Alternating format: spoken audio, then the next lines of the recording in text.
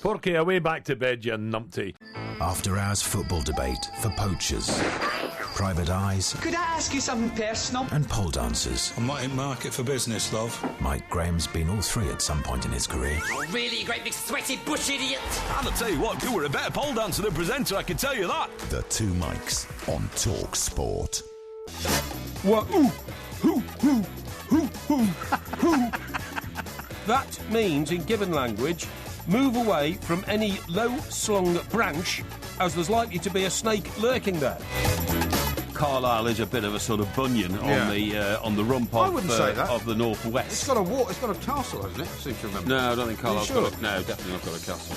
This is Talk Sport. We are the Two Mikes, and I'm delighted to say it's time to welcome Mr. Mike Porky Parry back to the radio for about the 75th time this week. Very good morning to you, Mr. Parry. Very good morning to you, Mike. I will ignore those jibes, and of course... Well, you're on the radio again this morning. Well, I'm sorry that was by invitation, because, a cruel interpretation was put on something I said, and then people at the Manchester Evening News went completely bonkers and started a national furore. Well, no, people at the Manchester Evening News decided to ridicule you for your ludicrous statement on the Alan Brazil Sports Breakfast yesterday morning. National furore. We'll come to that in a minute. We'll come to the Louis van Gaal situation in a minute. He says this could be my last day if they lose at Derby County tonight. Well, except does he, though? He says that. That's what he says in the Times. Yeah. Somebody is obviously out to get him at Manchester United, well, that's what I think. We'll come to that in a minute, because what we must deal with first... We're coming to a lot of things in a minute. Yeah, what we must deal with first is the issue of huge national concern, and that is the Zika virus, right? Yeah. Now, the Zika virus is probably not going to be a huge international problem. Well, it could be during the Olympics, though, No. Nevertheless, it is a massive problem for this country. I'm going to explain why, okay? Yeah, go on then, why? A few years ago, probably about 10, 12 years ago, right, I got a phone call from my broker who said I got some bad... Your broker? Yeah, my broker, Which broker? No, I'll tell you in a minute. Was it ship broker? No. And he said, I've got some bad news for you. I said, what's that? He said, you're bankrupt. I said, oh, right, what's that? He said, bird flu. Right. I said, what are you on about? He said, well, the health department just issued a warning saying that maybe 1 million people are going to die of bird flu. Right. And the government are issuing 16 million injections, vaccinations, whatever you call them, inoculations. Inoculations, yes. To save people from dying of bird flu. I said, what's that got to do with me? Yeah. He said, the problem is, according to the Royal Institute... Why was he shouting at you? No, he wasn't. No. Well, why are you shouting? Well, I've got to get my point over. He said, the problem is... The Royal Institute of Child Surveyors now say, well, if 1 million people die, there'll be so much property on the market, it'll be worthless. Right. So I'm afraid your property portfolio, which was worth X amount yesterday, is now worth X amount minus £1 million. Oh, dear. Basically, I was bust. Right? How tragic. Now, that was... except you weren't, though, because it never happened. Yeah, well, excuse me. So that was if 1 million people died of bird flu. Yeah. Do you know how many people died of bird flu? There were a few thousand, I think, over in the Far East. None. No, people did in this die country. In this country, possibly none. None. Nobody. Right. They've got 16 million vaccinations, which, by the way... do you know how many people die of ordinary flu every single year in this country? Are still stored in fridges all over this country in case bird flu strikes again, which, of course, it won't. And, by the way, those inoculations have now gone off. You can't use them, the 16 million they bought, right?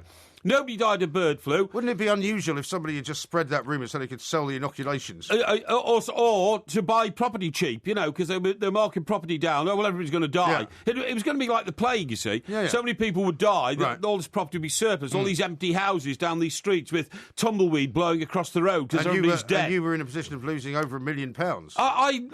For a period of about 24 hours, I was bankrupt. I was living in a shed at the bottom of my garden because my houses were worth nothing. Did you have nightmares about it? Nightmares. I had worse than nightmares. I didn't sleep. I couldn't sleep. Well, you don't sleep anyway. You only sleep today. I got on my hands and knees and started chewing grass. Stop shouting at me. Have you had any sleep today? Of course I've had sleep today. But anyway, the point I'm making is that I feel very sorry for anybody who's got the Zika virus. That's very kind of you. Because obviously we don't want people to be dying. It's not a very nice thing to happen. Well, the virus is exploding, apparently. Well, this is a newspaper headline. And, of course, I spent most of my life in newspapers, so I interpret headlines in the way that I possibly can. You never wrote any, though, did you? No, I didn't write any headlines. I wrote the golden material that appeared below the headlines. Yeah. And also I want to say 4 million at risk, apparently, say health chiefs. Well, yeah, but I mean, you see, I'm just waiting for the call from my broker to say, Have you still got the same broker?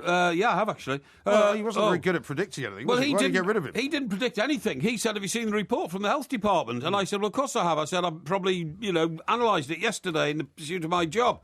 And I didn't realise the knock-on effect was that property was going to be rendered worthless. Yeah. Now, if this Zika virus Do you know when the virus was discovered? Yeah, when? 1947. 1947. There's That's that number ridiculous. again. Yeah, 1947. And all of a sudden, between now and 1947, they've suddenly decided the Zika virus is going to, destroy the world. Because until relatively recently, they weren't aware that it was so sort of transmissible from one country to another. Yeah. That seems to be what the difference is. Don't you think it's outrageous? They now think that it's transmissible through sex as well, which is what they've only just discovered. Well, I mean, that's for... They thought it was only mosquitoes. That's before. another reason why mass Rogerisation is against the principles of God and Christianity. And if you get the Zika virus... Yeah, right.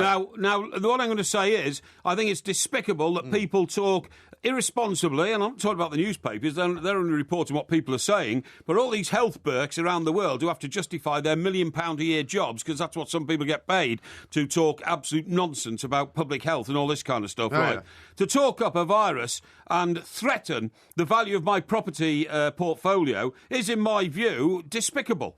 It's a despicable thing to do, and I want to get the whole thing in perspective, OK? I'm sorry, I've completely lost the train of thought now. What are you talking about now? Well, I've just zoned out now. What do you mean? You're shouting going on about some Zika virus. That's what right. What's he going on about? Well, I'm saying the Zika virus, I don't care I'm if too busy actually reading the comments on that picture I sent out of you earlier. I don't care Comrade Porksky. Just shut up for a minute, will you? I don't care I can't be bothered listening to it anymore. I don't care if I catch the Zika virus, because I could get an injection which would probably cure it, but I don't Well, you won't get it through sex, will you? I won't get it through sex, definitely. I don't want a mass panic about the Zika virus, because, the result of this could be that I could again be rendered almost poverty-stricken.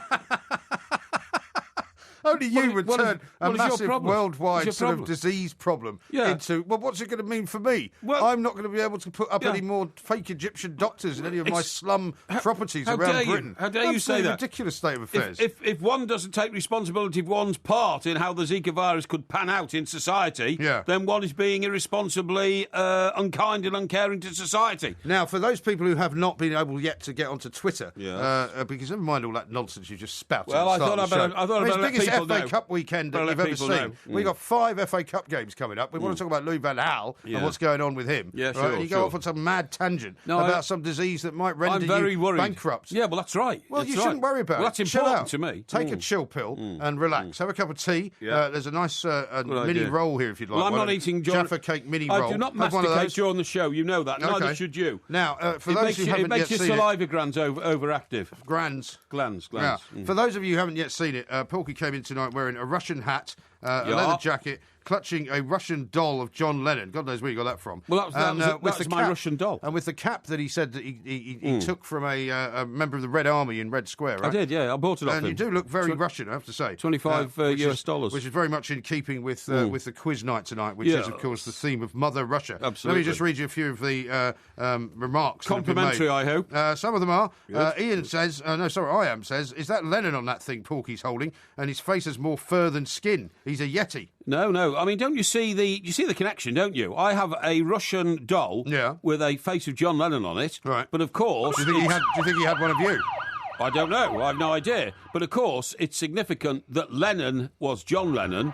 But of course, the Russian Empire was largely built on the readings of Marxist Lenin. Right? Marxist Lenin? Yeah. Who's that? Marx Lenin. Marx Lenin.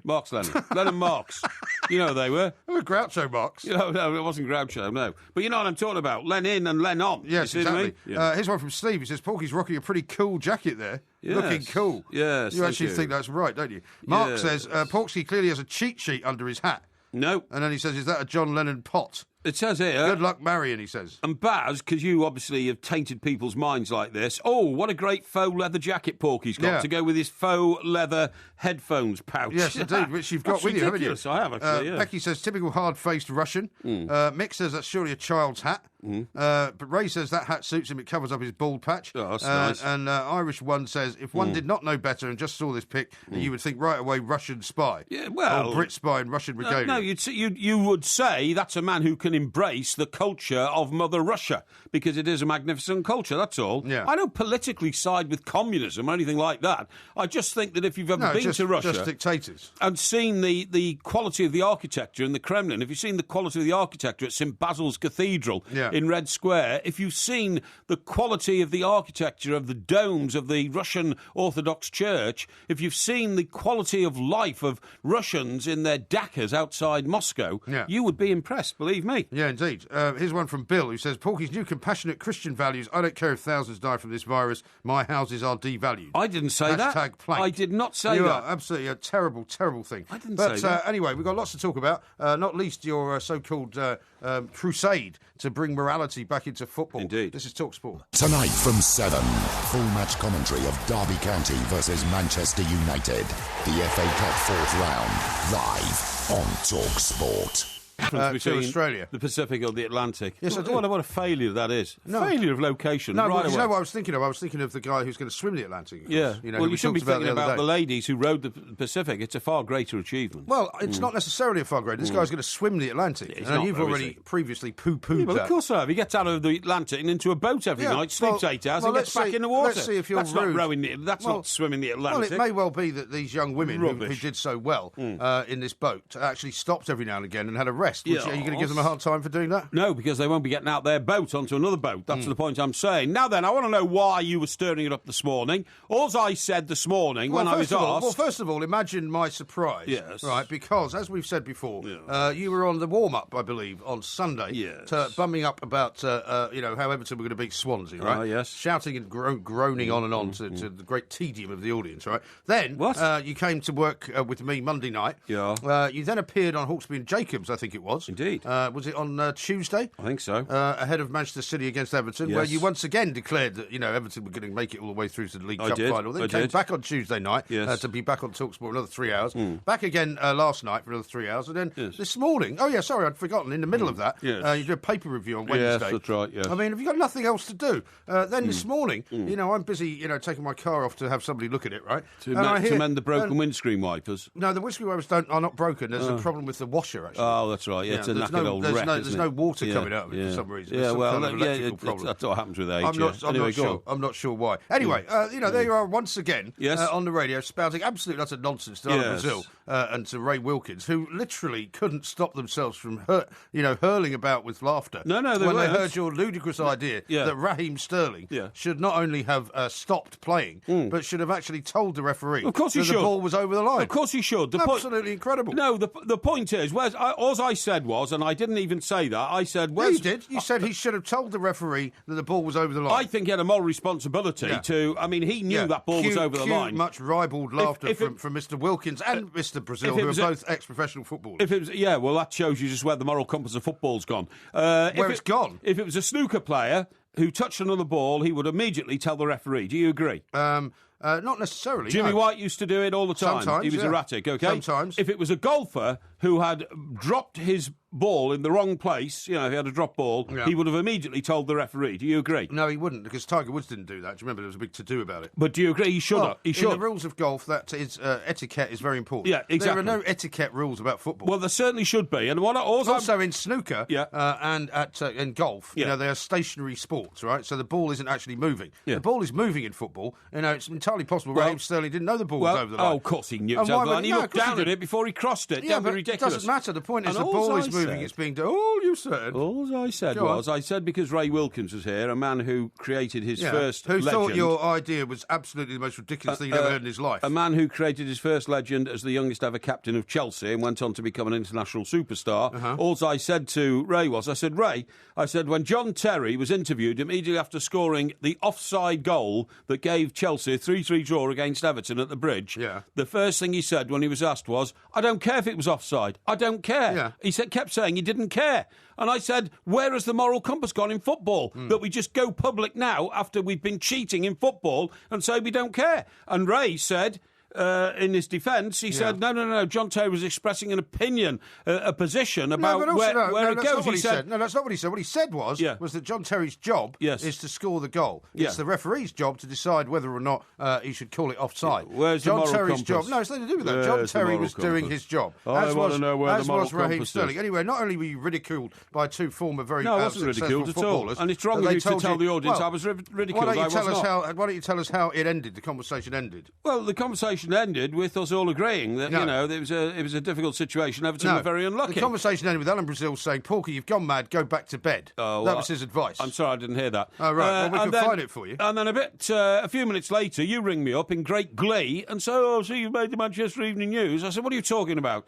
And then you told me that the Manchester Evening News was trying to ridicule what I'd said. Well, they have because, of course, it involved their local team, Manchester City. Yeah, I'm just trying to find some guy called Stuart somebody? I'm just trying... Stuart Brennan, I think, Stuart Brennan, yeah. This man's the great seer, is he, of Northern football in Manchester. Well, he writes a column in the Manchester Evening News. I don't think you should give him a hard time. He's a very well-respected journalist. I have no doubt. And you always respect a well-respected journalist. I have no journalist. doubt. But what he said was that you'd gone completely mad. He shouldn't dismiss my views on a situation which was so apparent to millions of TV viewers, to millions of radio listeners who heard it live here on Talk Sport. And if you listen to our commentator, he was one of the first to point out that actually that ball looked as though it had gone out. Really? So I think we were right on the ball with that one. No, I don't think so. The point is that, there are many arguments you can make about it. And I thought after last night, after the first hour of the show, you wanted to stop talking about Everton. Wake up this morning, you're still talking about Everton. I did. Now you're still talking about Everton. I want to stop talking. Why don't you just get over it and hope against hope that one of your predictions will finally come right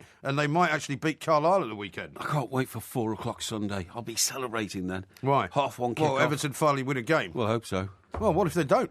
Well, I'm not prepared to accept that eventuality. Honestly, I'm not. I mean, it could be a bladderation weekend, both in preparation for this crucial game. Because remember, if Everton win on Sunday, we are then only 2 winning games away from Wembley. Well, which round of the FA Cup will you be in? If two more after this. If you beat Carlisle. The 5th. The 5th round. And then you've got to win the 5th and the 6th, and then in the semi-final. That's at Wembley. So, Wembley... Well, you only had to win one game on Wednesday. You only had to win one game on Wednesday, and you could have been at Wembley. Mighty team from Merseyside. Don't sing that, because you're not going anywhere near Wembley. Well, I hope we are. Well, you're not. You could have gone to Wembley on Wednesday night if you'd beaten Manchester City. I know. But you didn't. But we don't want to talk about Everton anymore, do we? No, we don't want to talk about Louis van Gaal. Louis van Gaal, who seems to be very upset about all sorts of things. He says it's horrible that people make up stories about him. Yeah.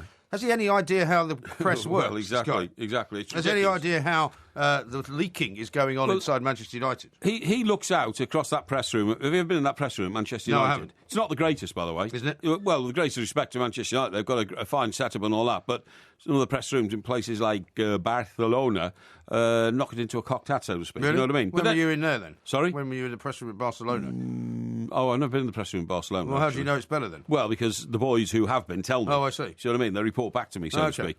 But anyway, what I was going What to about say, Everton's press room? What's that like? Excellent. Excellent? Yeah. Well, of course. Yeah, anyway, what I was going to say... It's a pretty old stadium, though, isn't it? Is that where they have the press conferences, or do they have them at the training ground? No, they have them at... they have them at the training ground when they're training, and they have them at Goodison when it's after match and all that kind of stuff. Now, let me just say to you, he looks out... Oh, look, I finally found this piece by Mr. Brennan. Oh, right, OK. And what does he actually say? He basically says that your moaning and groaning is absolutely hilarious. Well, would you like to read it factually instead of giving your opinion on it? Where does he say moaning and groaning? Shall I read it in Porky Parry style? The indignation and sense of outrage among Everton fans over their League Cup semi-final injustice is quite hilarious. Yeah, sorry, what's that? Do you like that? No, that was ridiculous. Well, that's what you do. You read things out in a shouty way. But are the words moaning and groaning? Here we go.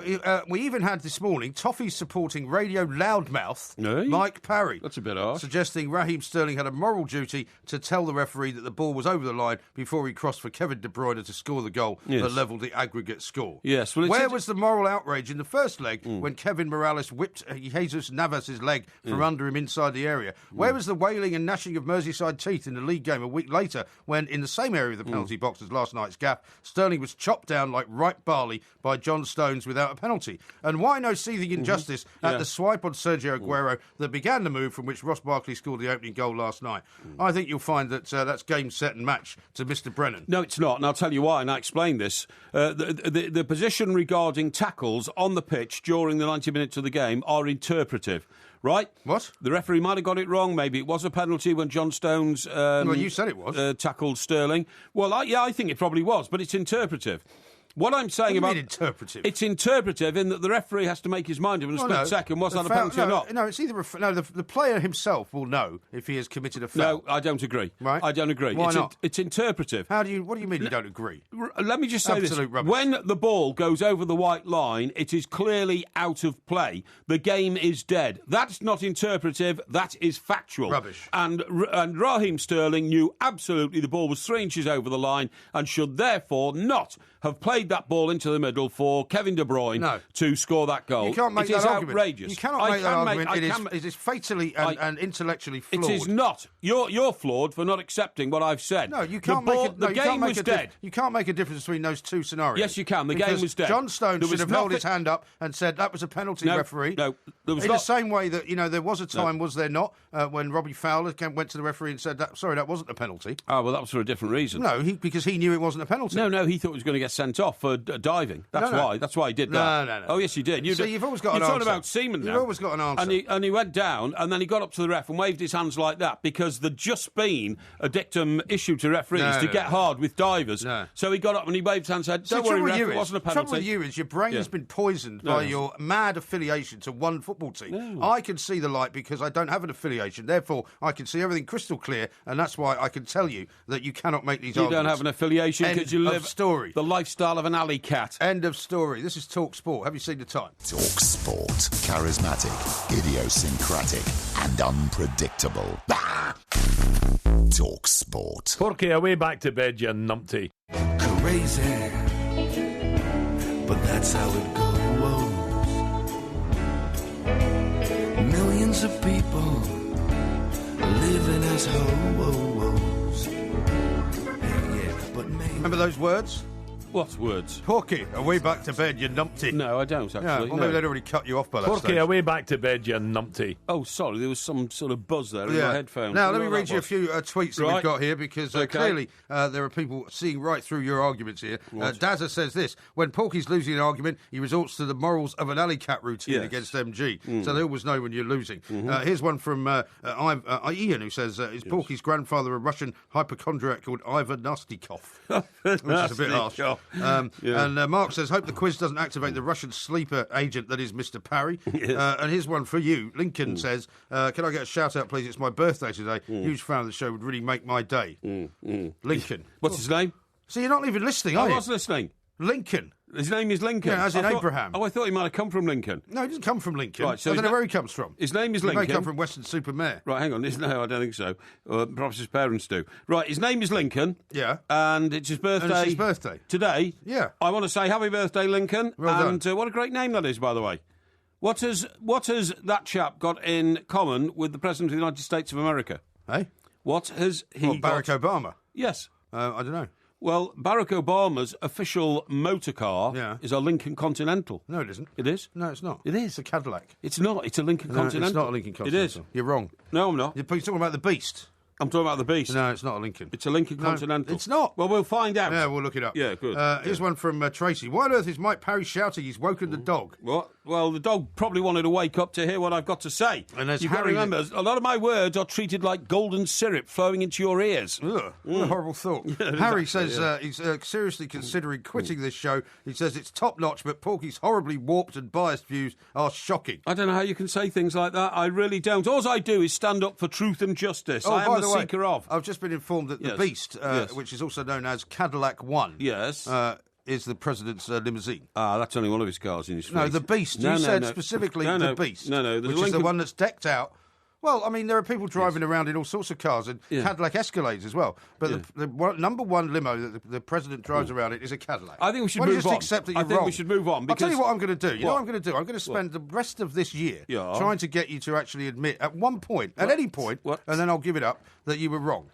What? Yeah, I know, it's shocking, isn't it? No. If you do it now, I won't do it for the rest of the year. It's all about interpretation. No, look, you were wrong. I think we should be talking about Louis van Gaal. Well, because I think we should, but there's a lot more to talk about, aside from Louis, because we're going to talk to Gordon Hill about that in a minute. Why don't we talk about the lottery ticket? Because apparently they've now found... I'm a bit suspicious of Camelot, to be honest. I mean, they were telling us that they were going to have to leave it until sometime in July before they could tell the granny whether or not she was in fact a winner. Yeah. They've now come out and said that, the belief is that actually they have now found a winner. The winner wants to remain anonymous. Anonymous, that's right. Right? And they don't want to have their names publicised. They are from the Worcester area, and they've won 33 million. Right. So which means, presumably, that everybody else, including the granny, didn't win it. Well, look, we've got to be very careful here, because allegations have been made about certain situations. Yeah.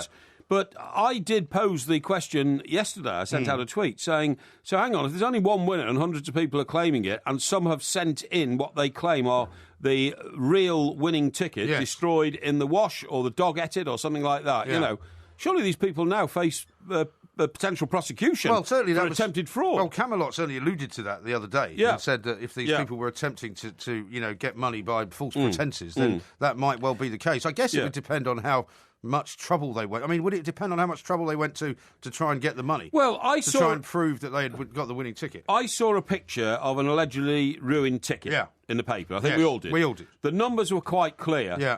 The bit where it would have given you the date had been torn out as though it had been, mangled. All the identification procedures below the numbers, the barcode and the reference number were obliterated. Right.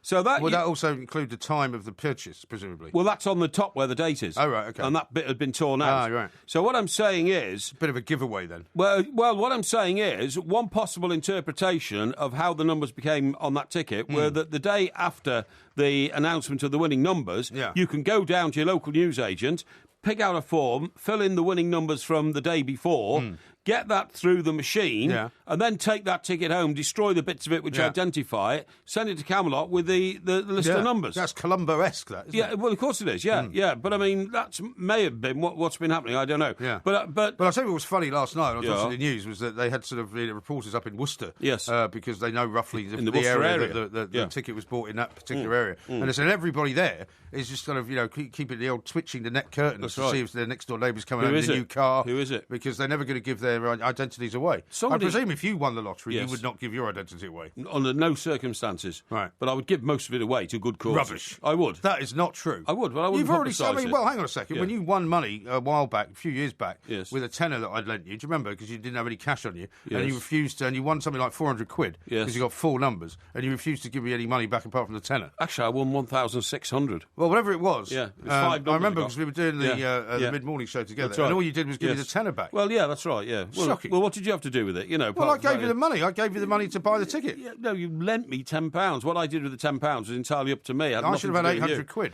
Look, I'll tell you what I want to talk to you about. Now, hang on, before you go on. Yes. I've got a couple of people supporting you, which is extraordinary, good. so I thought I'd better read Yes, these please, out. yes. Justin says this, I'm with Porky on this. Why can't football aspire to fair play like other sports? Exactly. Cheating is cheating. Exactly. Well, you see, this argument will rage forever, won't it? Because, Yes. I mean, bizarrely, we do have the Fair Play Awards, don't we? Yes. Do you remember West Ham got into the Europa League at the start of this season on the Fair Play Award? Yes, they did, And then yeah. as soon as they got into it, they got somebody sent off. Yeah, well, I that's mean, right. it's a sort of ridiculous situation. They get people sent off in every game, weren't Maxwell they? says he's worried about the Porky jinx. He says, Carlisle against Everton, he's done it again. We are doomed. Put a sock in it, Porky. Yeah, OK. I wouldn't worry about that. Look, I tell you I'm not worried about I'll tell you what I want to talk to you about. Sometimes when I try to get in touch with you phonetically at the weekends, you are in the car on the school run. Not Now- the weekends, I'm not.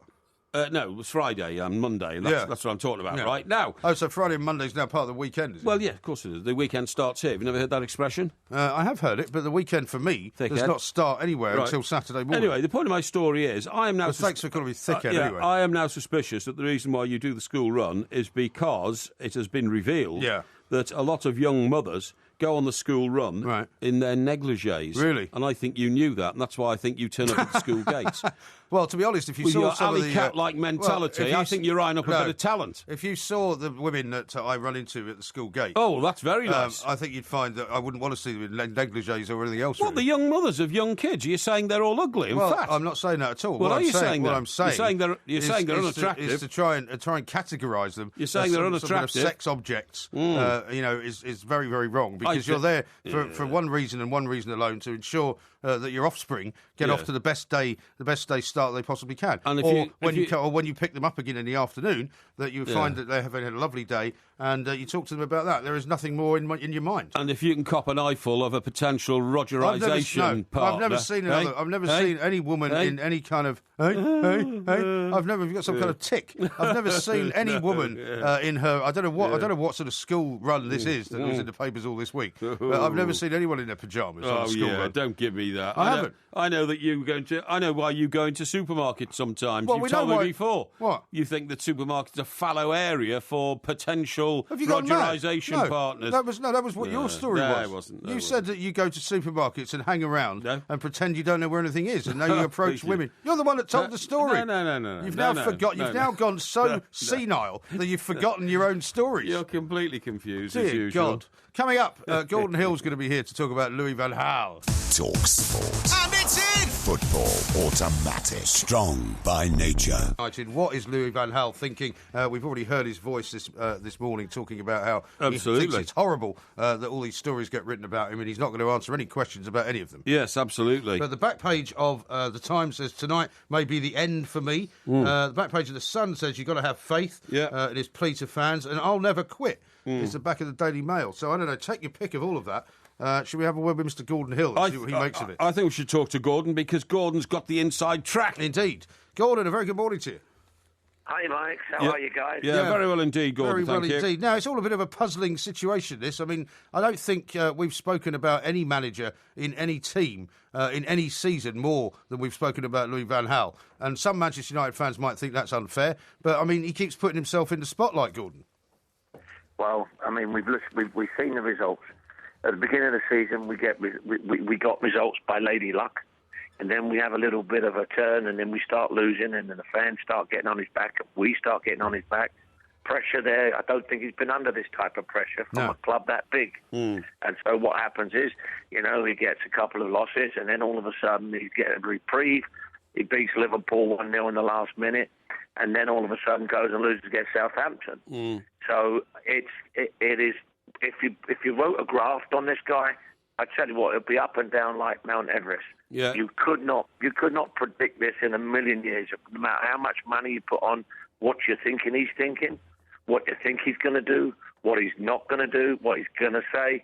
I mean, I'm to a stage where I you can't scratch your head anymore because there'd be nothing left. You really can't. But he's baffling me. He's baffling his picks. He's baffling the supporters.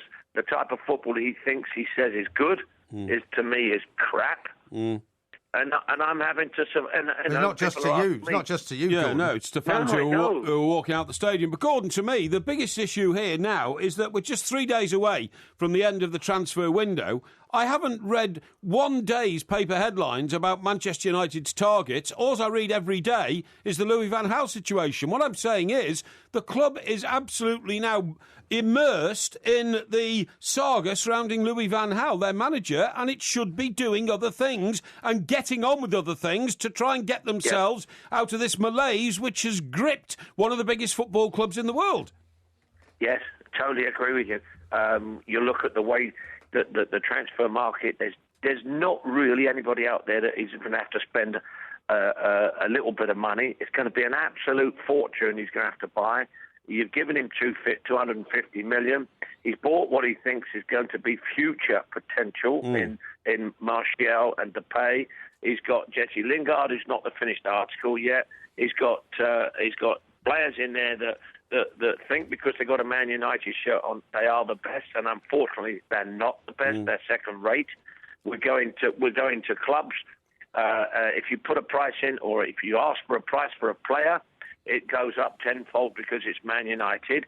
Are the board turning around and saying, no, we're not going to give you any more money because you spent 250? Try to get out of this mire on your own. And by the way, if you do lose at the weekend, we might just think about saying we're out of the FA Cup. I personally think they will wait until they're out of all the competitions, if that's going to be, before they actually pull the plug. But it's similar. It's similar to the situation with David Moyes, which, of course, in hindsight now doesn't look as if David Moyes was such a bad manager for Manchester United. No. But we said this many times, didn't we? When David Moyes' performances with the team weren't particularly exciting, But eventually they did get rid of him before the end of the season because what Van Gaal seems to be saying in his press conference yesterday is, well, you guys keep writing that I'm going to be fired or I'm going to quit. Maybe you'll end up being right if I keep losing.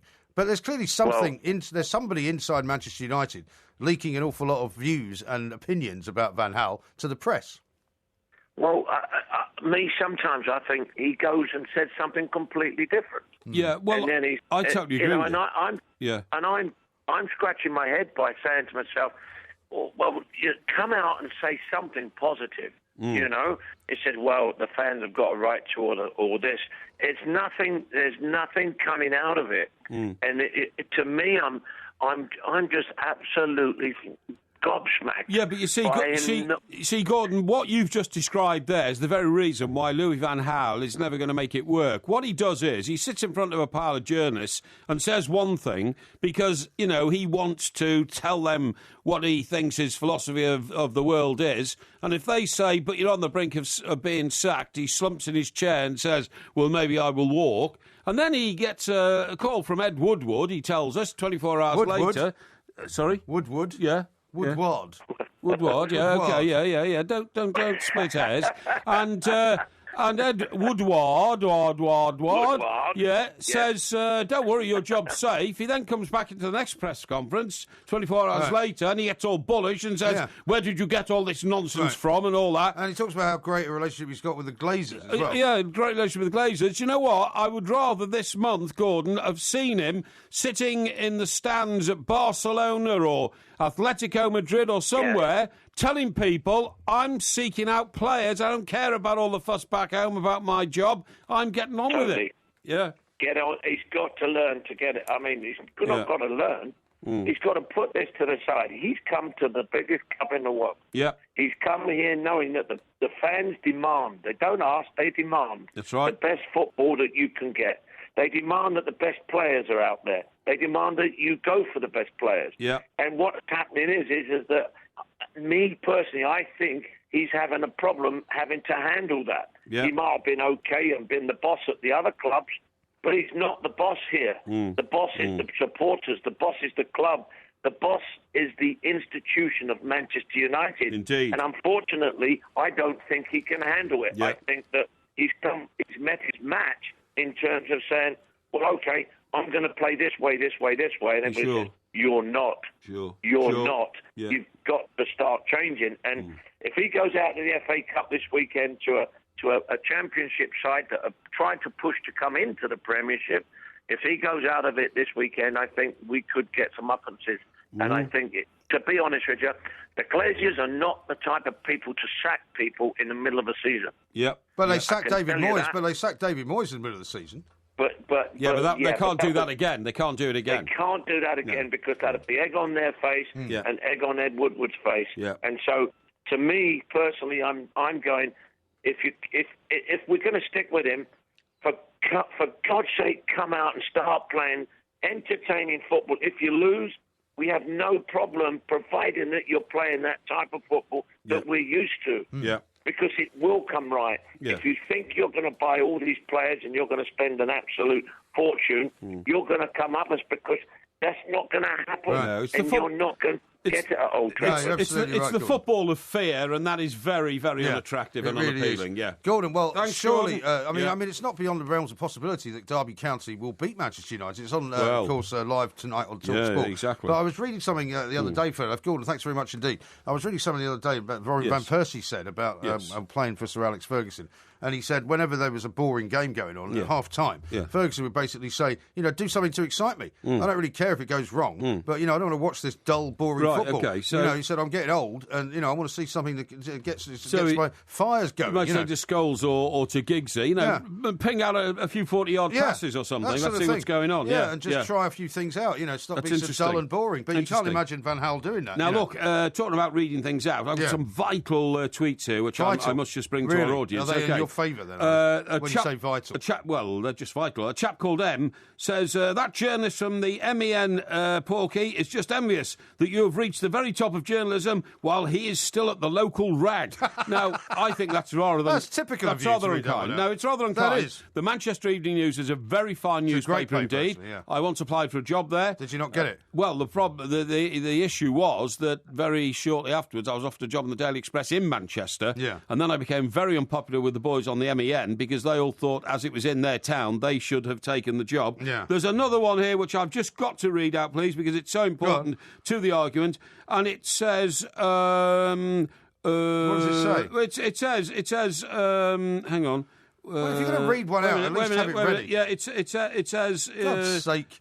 There's no morals in football. If you can't win fairly, cheat. That's the attitude. Porky, I agree with you. That comes from Kevin. Well, that's all very well you saying that. Thank you, Kevin. Thank you. Are you not the man that says if you're not winning, you're not trying hard enough? If you're not winning, you're not trying hard enough, but I don't tell people to cheat. Yes, you do. You tell people to win at any cost. No, I do not. You tell people to use rat-like cunning to get what they want to get. Within the laws of the land. Really? Within the laws of the game. Oh, okay. Within the laws of the Christian church. So when you cut the people's, the public phone box line so that nobody else could use it after you used it, was that within the realms of the law? That's constructive, progressive thinking. When you took somebody else's car from a rental place pretending that you were her, Brenda Parry, was that within the realms of the law? That was an inevitable development in a fast-moving story, which I had to react to. Right. When you used to steal Corona off the back of the Corona truck and banter it, or barter it, I should say, for something in return down at the village store, beer, was that within the realms of the law? Well, that never happened. That was actually... No, you've confessed to that already. No, that was a commercial arrangement between myself and the man who drove the beer lorry, and actually the guy who drove the baker's van. I see. Because we used to exchange custard cakes. There were no tax implications for lemonade. It's a yes or no answer. And for yes or no answer. What bottles about of beer. When you removed the two cup final tickets for the man in the coma? No. Was that within the realms of Christianity? I was helping him out. I was helping him out, honestly. Right. He'd have been distraught if I hadn't. Well, we'll speak more about that coming up. We've got some tennis to do later on as well. Andy Murray's playing, but of course not until about 7:30, 8 o'clock this morning. Well, there you go, you see. So he's not playing during our show, so stop misleading our millions of listeners. Well, no, but he's playing later, so we'll be talking about it. And also there's some mixed doubles on, which I want to hear you commentate on as well. Okay. And here's one from Bigger, who says, Porky's going to get 10 out of 10 tonight on the quiz. MG needs to avoid any cups of tea Porky offers him, however. Hashtag KGB, hashtag Comrade Planksky. Yeah. So, the Porky Quiz is indeed on Mother Russia, coming up a little bit later on in the show. Coming up in the next hour, though, we're going to be talking to one of the young women who managed to row successfully across the Pacific. That's extraordinary. Porky will no doubt be very nice to her. On digital radio and 1089 and 1053 AM. The Two Mics on Talk Sport. This is Talk Sport. We are the Two Mics. Coming up in this hour, we'll be going live to Australia, where we're going to talk to one of the successful rowers who went all the way across the Pacific in a 29-foot boat and spent something like 257 days at sea. Absolutely extraordinary. Absolutely extraordinary. Feat. Now, a couple of interesting things that I need to point out to you. Okay. First of all, Chris has tweeted in at the Two Mics. He says, all Mr. Parry needs to perfect the Russian persona is to be loud, selfish and obnoxious. What? And then he goes, oh, hang on a minute. He already is. Oh, that's very nice, isn't it? Thank you very much indeed. So this is just another character assassination of myself. Not at all, no. R. Stoddard says, surely the Porky version of that song is fat in the USSR, as opposed to back in the USSR. Another character assassination. And here's one from... keep him coming. All right, here's one from Jim. Yes. MG, Porky's ridiculous accusations against you, Ray the school runner, are a perfect example of the psychological dysfunction known as projection. See, I'm always saying this, which Porky is guilty of in every show. Oh, in this case, it is he himself who has latent desires to be on that school run so as to ogle the mums, but being a sneaky cove, he projects that dysfunction onto you. What a nasty rascal you are, Sorry, Porky. what's the name of that person? Jim. Jim, you're some sort of amateur psychologist, Jim, are you? Trying to work out how my brain works or something like that? Well, that would take an entire army of psychologists. What you need to do is look at the file of evidence, Jim, and you'll find out that Rogerisation is a major interest to old MG here. I'd say it's one of my hobbies, What's wrong with that? One of his hobbies. He's just admitted one of his hobbies. What's wrong with that? And yet you're trying to make out that when I reflect on his alley cat lifestyle... It doesn't mean I'm constantly looking for it, as you put it. When I reflect on his alley cat lifestyle, you're trying to throw it back at me and saying, oh, it's me who wants to be an alley cat lifestylist. Well, I can tell you something, I don't. I don't. An alley cat lifestylist? That's a great one. Yeah, actually, I've got a great suggestion for you, actually. What's something you could do this weekend. But before we get to that, well, for your alley cat lifestylist scenario, have you seen the latest statistics around your hero, John Stones?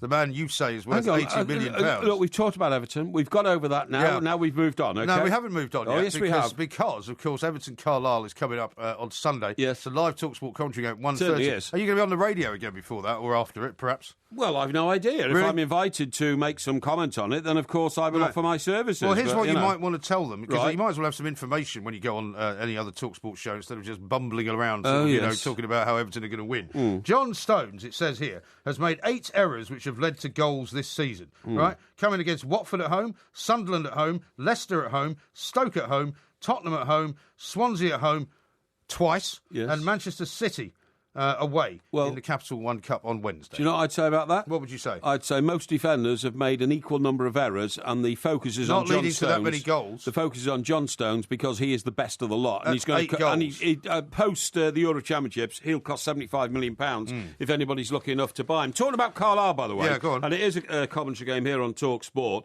I've come across a report which says Storm hit Carlisle, begged Premier League clubs to help with their flood appeals. Yeah. You know, they got the game on last weekend. They did. Just 2 weeks after there was 4 feet of water on their ground. Yeah. But they wrote to all the Premier League clubs, and the chairman, an 79-year-old gentleman, Andrew Jenkins, has said, I'm very disappointed. Some clubs couldn't even send us a shirt.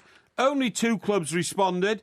You won't be surprised to know one of them was Everton. Oh, yeah. Yeah, no, it was. It says... Well, I'm very glad. Jenkins has revealed This is the only reason you're doing this, Hang on, how when he recently requested auction prizes for a flood fundraiser, the Toffees were one of only 2 top-flight sides to respond. Well, aren't you going to mention the other one? I don't know who the other one is. Sunderland. Oh, Sunderland. How do you know that? Well, because I read the story as well. Oh, really? I see. Okay. Well, only Everton and Sunderland help. I've seen that here now. So there we go. Yeah. I think that behooves Everton and Sunderland to be given a special award. Exactly. And I'm very pleased that they did that. And it is pretty disgraceful that nobody else got What do you into think about Andrews Townsend going to Newcastle? I think it's a great move. Well, I think it's a great move for him and a great move for Newcastle. Do you know what it indicates to me? I think he's going to be a success there. Do you know what it indicates to me? What? And I'm looking at the situation with Mr. Adebayor as well. Yeah. That footballers are now so wealthy, after just 2 years of playing in the Premier League, they can literally pick and choose what they want to do from now on. Because if the situation wasn't that Andrews Townsend was a very rich young man, he would not have gone to Newcastle. But do you not think there's a drive... Honestly, he wouldn't. He'd have stayed at Spurs. He might have done, in the hope of improving his career, which in turn would lead to an improvement in lifestyle. Indeed. Well, also, how about this? If there was some kind of improvement in your financial status, if you played more, then maybe that would be different as well. But because of the fact that, he could sit on the bench at Tottenham for the rest of his career. Yeah. And actually, I admire him for moving because he wants to play football. And in the end, that can only be the only motivation he's got because they don't need money anymore. No, they don't need money anymore, but he should have stayed at Spurs and fought his way back into the team. I don't agree. I mean, the only caveat to that is that if the manager, Mr. Pochettino, had said, Andros, you'll never get in my team, in which case that's the time to leave. But also, don't forget, a little bit like the stories we saw about Cahill at Chelsea. Yeah.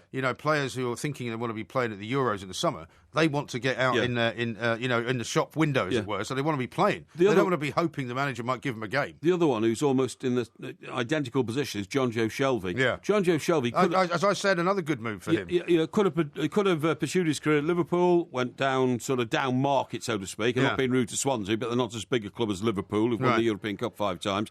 Goes to Swansea, then finds that he's doing okay there because he's not playing with players as good as the players at Liverpool. Then inflates his ego a little bit. No, I deserve a bigger club, and off he goes. And then he fixed himself with a move back to Newcastle, isn't it? And that, again, it's only because they all now have financial independence after a couple of years in football that they can pick and choose. And the clubs and really the football establishment no longer have any control over the players. Yeah. Never mind all that. Yeah. I've got a great idea for you this weekend. I don't know how busy you're going to be. I mean, obviously you're going to be watching the game on Sunday. Yes. But on Saturday night, I've found a thing for you to go to, and it's danceparties.co.uk. What? Right? What are you on about? Danceparties. Well, you want to meet some people. What madness is this? Surrey parties, it says here. What? Where do you get this from? For the over 50s. Well, it's just something what's that's this coming. nonsense? It's come into my purview, shall we say? Yeah. And I cut it out, and I thought I'd bring it in because it's got a free coupon. I'm going to cut this coupon out and give it to you. What? And all you've got to do is take it with you, and you can join this club, which is for the over 50s. Surrey parties for the over 50s. Don't be ridiculous. And listen, it's great. I mean, they do tend to be mostly on a Friday night, but you can go somewhere, for example. How about this one? The Imber Metropolitan Police Club. Oh, no, where that is. That's in East Molesey. Upstairs in the ballroom. I've played football there, believe it or not. Yeah. Blimey. Played for some charity match against the Metropolitan Police. Right. Well, these are all coming up actually. This is utter nonsense. How about the Reigate Manor Hotel? Do you know where that is? Yeah, it's on the hill that goes down from the M25 down into Reigate. It's on the right-hand side. That's in the ballroom. You can also head for one at the North Cheam Sports and Social Club. Oh, that's a dive. I'm sorry. I know where that is. It's on London Road. Road. It's in the wrong part of Cheam, which is quite a nice town in Surrey. I don't know whether this is some kind of code, but it says use the same entrance as Goals. Same entrance as Goals. And then... I think that's because they've got one of those, companies there that put on five-a-side for kids and all that kind of stuff. And then, unfortunately, they've got a typo here because I think they mean Bletchingly Golf Club, but it says Bletchingley Golf Club, Church Lane off the High Street. What? Where in? Which town? Bletchingley. Bletchingley. I don't even know where that is. Don't you? Well, a load of nonsense. Anyway, why on earth says do you here, try, look, top you try and put me DJs. down No, by look, top DJs, great music, 80s fun. Yeah. To date, friendly, popular, and fun. Yeah. So you could find, not necessarily the first Mrs. Parry, but if you were interested in any way in getting, luring some. Well, I have to say, I like a bit of 80s music. Woman of a certain age. But I back mean, to you the don't Porky honestly Penthouse. think I would go along to one of those, do you? Why Meet a not? load of old slappers who've got nothing Now, better to do. that is not the way to talk about Well, women. it is the way to who go to these I'm things. sorry, but it is. I'm afraid that the desperate women go along to these singles nights, right? And they have a very open mind Very sexist thing to say. Well, I'm sorry, but it's absolutely true. Right. Well, how about this? And this is the dress code, right? A couple of my mates used to do it. Smart denim is okay. Yes. Have you got any denim, by the way? No. Well, yes, I have actually. Yes. Do you ever wear jeans? Yes, I've got Blue jeans. Stone coloured. No, I mean like blue. Do you mean like, stone washed? Stone washed. That's right. Stone Not washed stone blue jeans. coloured. I've got a pair of very, very expensive stone washed Levi jeans. How are they very, very expensive? Have they got like gold buttons or something? No, but they are. Well, why are they very expensive? They're Levi's. Well, they were very expensive. How much were they? About £75. That's not very expensive. Well, I think it is. What, for a pair of jeans? Yeah, I used to pay like £10 for a pair of jeans. No, didn't you I? probably used to shoplift them. When you were a kid, by the way, was the I had the most expensive pair of jeans I ever bought was a pair of Fiorucci's. I've never heard of them. Yeah, well, of course you wouldn't have done that. Well, They wouldn't have had those in Chester. they probably would have done. In my day, there were two gangs. There was the Wrangler gang, and they wore Wrangler jeans. No, seriously, and the Levi gang who wore Levi jeans. Where were these gangs? Well, these gangs were patrolling around the streets of Like Chester. gangs of New York, is it? Well, it is a bit, yeah. And you're either a Wrangler boy or a Gangs of Levi Chester. boy. Yeah, the gangs of Chester. Yeah, How pathetic. And I was a Levi boy. Yeah. Anyway, And, listen. Here's your coupon, right? what tear are you? it out. Oh, don't be ridiculous. I'm going to give you this because you may need it. Claim free membership, right? Because you might be at a loose end one of these Friday nights down in Bletchingley No, or you're whatever. mad. There you go. I'll send a picture out of this because I think it's a great idea. Yeah, you take your coupon, right? Yeah. Take your coupon. Don't put it in my tea, you I'm gonna horrible put it in man. your tea, yeah. He's about to shove it in my tea. Yeah, I was, yeah.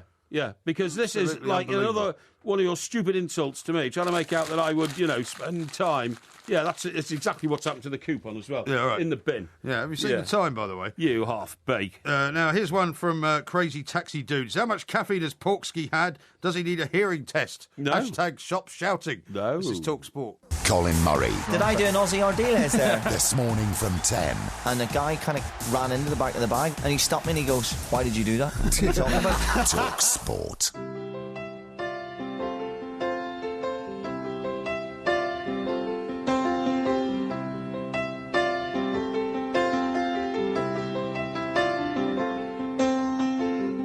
Blue jean baby, LA lady, seamstress for the band, pretty eye, pirate smile, you marry music man. Is that on one of your greatest hits CDs? No, that's Elton John, isn't it? It is indeed. I'm not a huge Elton John fan, to What? be honest. Song-wise, I'm You not said huge. you went to see him, didn't you? Yeah, but that was It's the only live show you've ever seen. Yeah, but that's Well, because why'd you go? Because the Beach Boys were also on. I wanted to see the Beach Boys. Right. I stayed for Elton John because he was there. Right. It's in the That's days good of when. you. It was in the days when he How used can to. you not like Elton John? No, I don't like Elton John much. He used to play the piano, and then what he used to do is he was like young in those days. He used to wear like cat suits. You know what I mean? Yeah. And then he'd get up and pick his piano stool up and throw it into the orchestra pit. You Yeah. know what I mean? Or the Well, what's wrong audience with or that? something. Well, I thought it was rather childish. But I mean, apart from that, I think his songs are almost sickly sentimental. You know, they make me sort of vomit a bit, really. To be Really? honest. Oh yeah. You know, He's got no taste at all. you know this one about What about your song? Sorry. Your song? Yeah, I You don't thought like that was wishy-washy, You sentimental. don't like Rocket Man? This song is for you, and this is my song. Oh, the one I really can't stand is Daniel's flying on a plane tonight. Yeah, it must that's be not quite the Daniel. words. There's a You don't like Daniel? tear in my eye. My brother That's because Daniel you is a have no compassion. Oh, it's a bit sickly rubbish. I think you might be a sentimental. psychopath, actually. Sickly I was reading a sentimental. piece earlier that somebody put on Twitter about that. I'll tell you what, there is one song I like, and Yeah. that's called I'm Still Standing. Yeah. And I like the video. It's taken on the Côte d'Azur. Oh, yeah. Near Nice. Yes, it would be, yeah. That's where the Côte d'Azur is. Is it? That's right, yeah. And there's a beautiful girl in a pink bathing costume who wriggles around dancing on the Really? beach, yeah, which is great. And the only other one I like, because it takes me back to my sort of first romantic... What about Benny and the Jets? No, I can't stand Benny and the Jets. Goodbye, Benny Yellow Brick and Road. The Jets. Goodbye, why are you singing them if you don't Goodbye, Yellow Brick stand them? Road's all right, but the one I'm talking about... Candle in the Wind? It was in my first flush of romance. No, it was Crocodile Rock. Oh, yeah.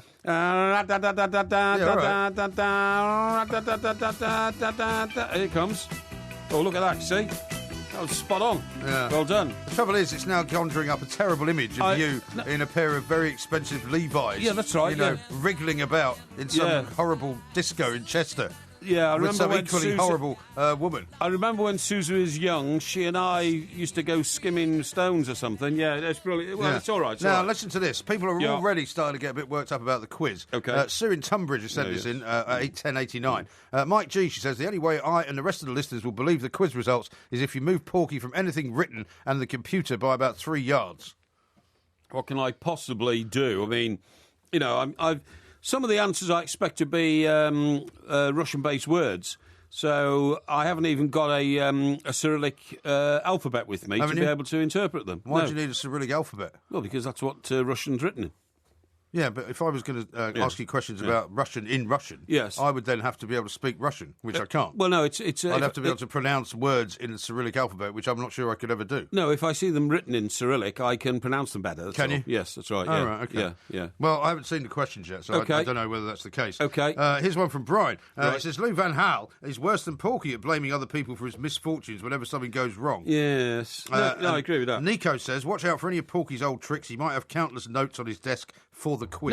No, I haven't at all. Listen, getting into Talkport Towers tonight was Talk Sport Towers tonight was again. Talkport was again. That sounds like something you'd say on a ship, that doesn't it? Hang on. Talkport was again an ordeal tonight. An ordeal.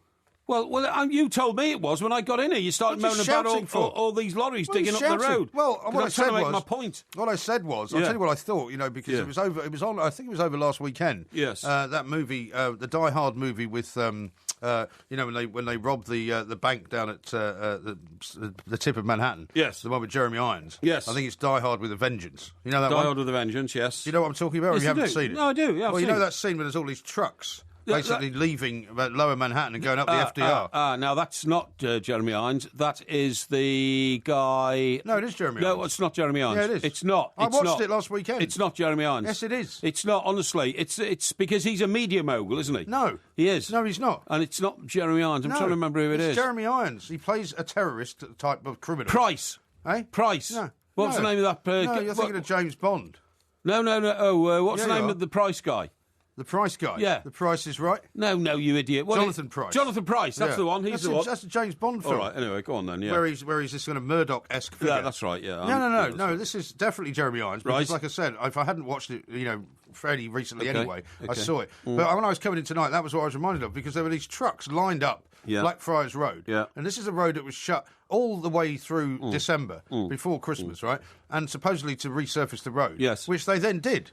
So I don't know what they're doing. I know. They've now taken back the part that they resurfaced. I know. And they've closed it all off again. I can't believe it. I was trying to get in through one route called the Cut, and there were 6 huge road buildings. It's going to be renamed soon. Yeah, exactly. The Close, it's going to be called, because it's always closed. And 6 huge road building lorries. But listen, so we have trouble getting in. What about this here? This is what, although I'm a supporter of the royal family, this sort of thing drives me absolutely mad, right? Okay. Listen to this. Go on. The Duke of York drove himself to Mile End in London's East End yesterday. Super. Did you know where it was? Hang on.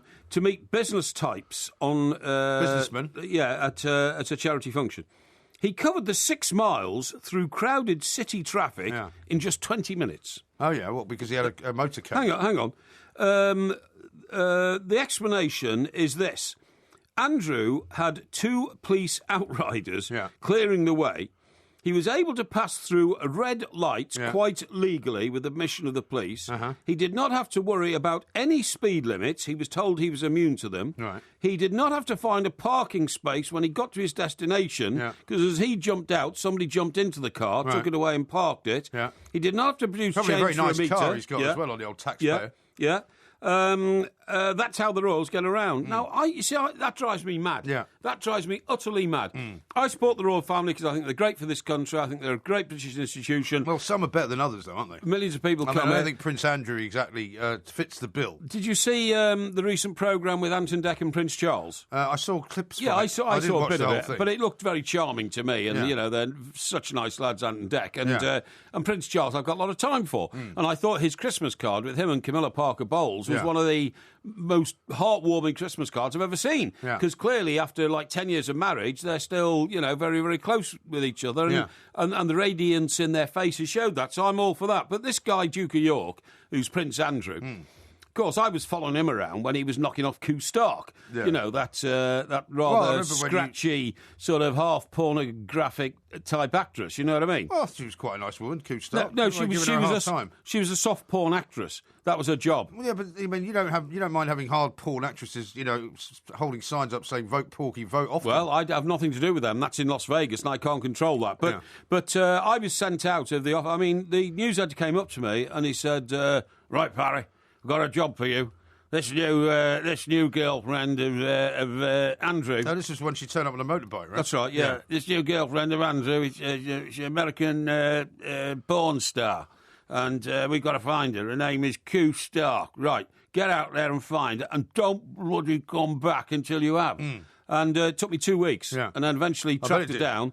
And wasn't anybody else looking for her? Oh, the whole of Fleet Street. You found her first. I found her first. Yeah, of course. Yeah. And I got my photographer. I said, "Have you had any clips of this stuff?" No, we didn't have clips of things in those days. I said to my photographer, "You didn't have clips of those things in those days." No. What do you think was in the newspaper library? I've got clippings of all my stuff. I've got newspaper clippings. Yeah, you should bring them in one I thought night. you meant a video clip. No, you should bring them in one night. And I said to my photographer, I said, just bang a flash right through that visor, that person there. The visor? Yeah, the visor on a motorcycle helmet, which got off the back of a motorcycle that she was travelling on. And, of course, we got back to the office, and it was dev and fix in those days. You went in the dark room, you developed your picture, then you fixed told this story. And her face came up, and it was the first picture of Koo Stark. It was a genius scoop. Yeah, but even though the picture not taken by you.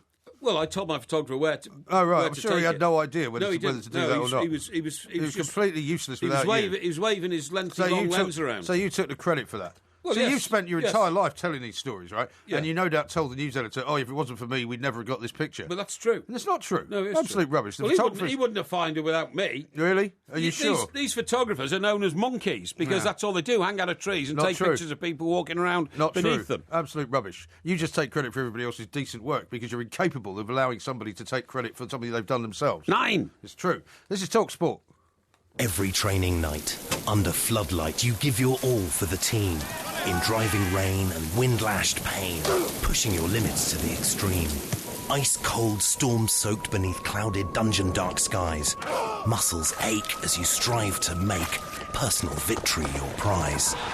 So before you get started to strive for your targets uncharted, and you leave your warm confines, make sure you're ready with the big man's food. A hot bowl of Big Soup from Heinz.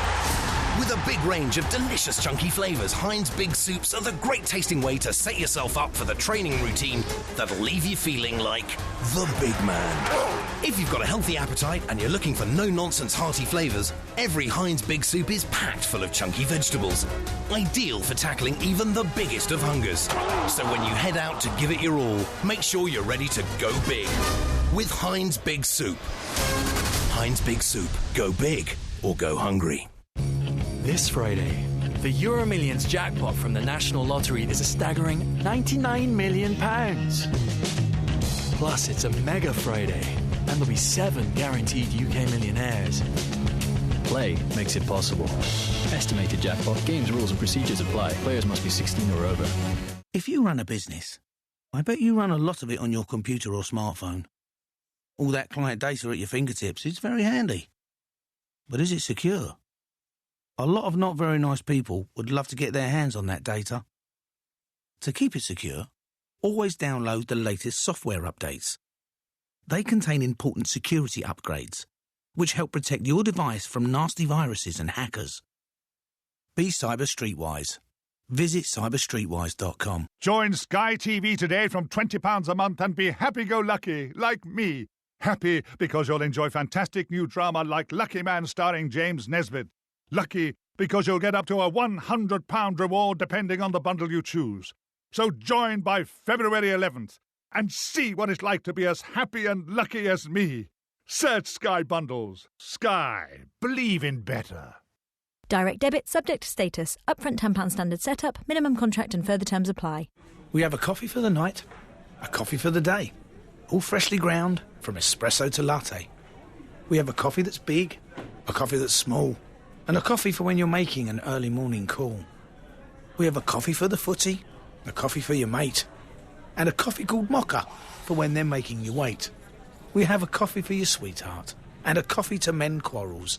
The upmarket, down-to-earth coffee range from McCafe at McDonald's. If you fancy a flutter on the football, a gamble on the golf, a double on the darts, or a treble on the tennis, you're in luck. Get closer to the action every weekend with Betway's Man in the Know on the Weekend Sports Breakfast with Georgie Bingham and Mickey Quinn. Bringing you all the form on the football, the going at Goodwood, the tries at Twickenham and the overs at the Oval. Every Saturday and Sunday morning from 7 on TalkSport. With Betway. For the latest offers, head to betway.com. The Weekend Sports Breakfast with Mickey Quinn and Georgie Bingham. Who's the scouser on the air? You'll hear him now and then. MICKEYQUINN. Mickey Quinn. Mickey Quinn.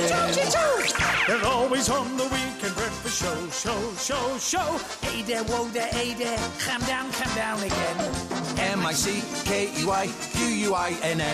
The unbeatable Weekend Sports Breakfast. Tomorrow morning from 7 a.m. on TalkSport.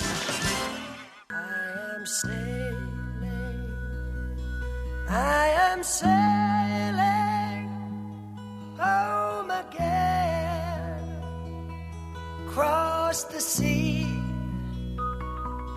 I am sailing stormy waters to be near you, to be free. This is TalkSport. We are the two mics. I suppose there is a song called I Am Rowing, is there? No, but I mean, in this case, sailing, I think, is very, very apt because we're talking about oceans. Yeah, well, it's not the same, though, is it? I mean, if you've been sailing, which you claim to have been, yes, you know it's a lot different from rowing. Yeah, of course it is. A lot easier. Well, you've got wind-assisted boats. It doesn't. It's not as painful to get it through the water as it is rowing, is Exactly right. Yeah. When was the last time you rowed anything?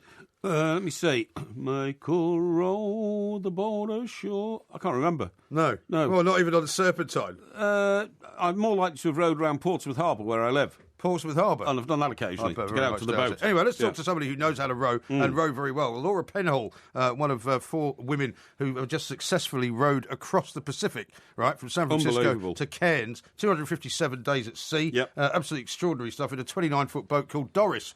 Laura, very good morning to you and welcome. Yeah, hello. Good morning to you guys too. Now it's fantastic. I mean, we've followed your achievement, obviously, because you've been back on dry land, I guess, for a few days now down in Australia. But what a fantastic thing to do. Whatever possessed you to do it? Well, lots of reasons, really. But for me personally, to get involved in the project was very much that I work in Paralympic sports. So obviously we've got Rio coming up this year. And being surrounded by athletes and people that have always got a natural tendency to work to their abilities and ignore their disabilities it's kind of made me always question myself. You know, what are my own abilities? I'm fit and healthy, so what can I push myself with mentally and physically? Yeah. So, but I mean, you know, it's quite be out of my comfort zone. I don't know what you did before this, but I mean, it's a bit of a leap, isn't it, to suddenly go, I think I'll just row across the Pacific. Yeah, it was. I mean, I wanted something quite big because to raise money for the charities, breast cancer care and walking with the wounded, people go through a huge amount, life-changing experiences. So I wanted to do something on a big scale to really represent those people and support them in challenges that they face. So we may have rowed the Pacific literally, but everybody's got their own Pacific to cross. Well, that's absolutely right. Laura, first of all, congratulations on a magnificent achievement. I mean, it's just mind-boggling to think of you getting across the largest ocean in the world in a rowing boat.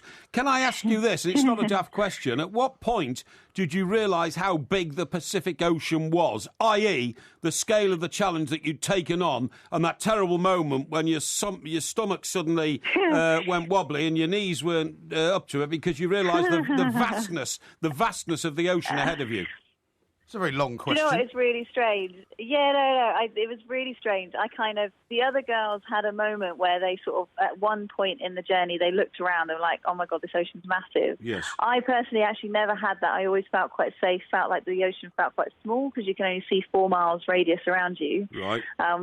So, yeah, I never had that moment, but I did have the moment literally, I think, halfway through the first leg where I was like, oh, crap, this is literally only halfway through the first leg. We're not even halfway yet. We've got a long way to go. So, I definitely had the old wobbly legs and kind of what have we taken on sort of feeling a couple of times. Yeah, I know exactly what you mean. You know, No, you don't. Yes, I do. How can you possibly know exactly what she means? Because I tell you why. How can you? I tell you why. It's like walking on a wilderness in snow when the snow's come down, and you think you're never going to get out of that wilderness. If you see what I mean. When was the last time you did that? Oh, you know, some time ago when I was walking around the North Downs or something. But Laura, what I was going to say to you was, as well, what about the human relationships between yourself and the other girls? Because when people talk about cabin fever, which happens if you're locked up in a hotel room for weeks and weeks and weeks. Yeah, I've got that. But there's nowhere to go if you fall out, is there? The only thing you can do is say, right, thanks a lot, I'm jumping over and I'm swimming home.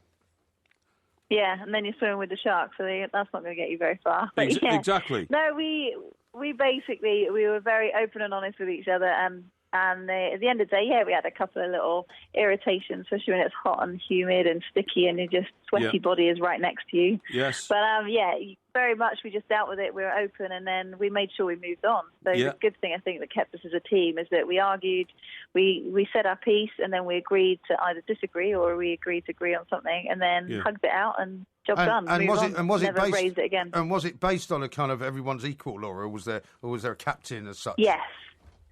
Yeah, I mean, I kind of was overall skipper of the boat, but at the same time, I very much wanted everybody to have ownership on the project and ownership within the boat. So everybody had their own roles to lead on, and we would come together as a collective to make decisions. Unless sort of, there was anything that we couldn't make a decision on, then I would make it. But majority of the time, it was very much a team decision to and looking at some of do. the statistics. I mean, I was reading that Emma Mitchell, one of your fellow rowers, was actually suffering from seasickness quite a bit, which must have been a bit daunting.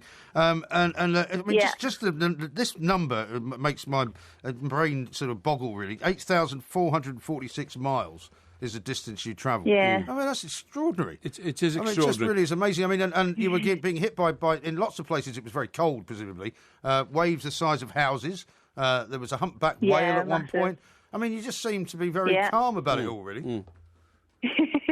Yeah, I'm on dry land now, that's right. Well, that's right. Laura, can I can I tell you, I can understand a little bit of what you did. Now, what I did doesn't compare anything like you did. Why are we talking about you? Well, because it's a woman who's just rowed across the Pacific. And I don't want to talk about you. Right. Excuse me. Yeah, we do. Everybody talks about This is what he does all the time, Laura. I'm really sorry.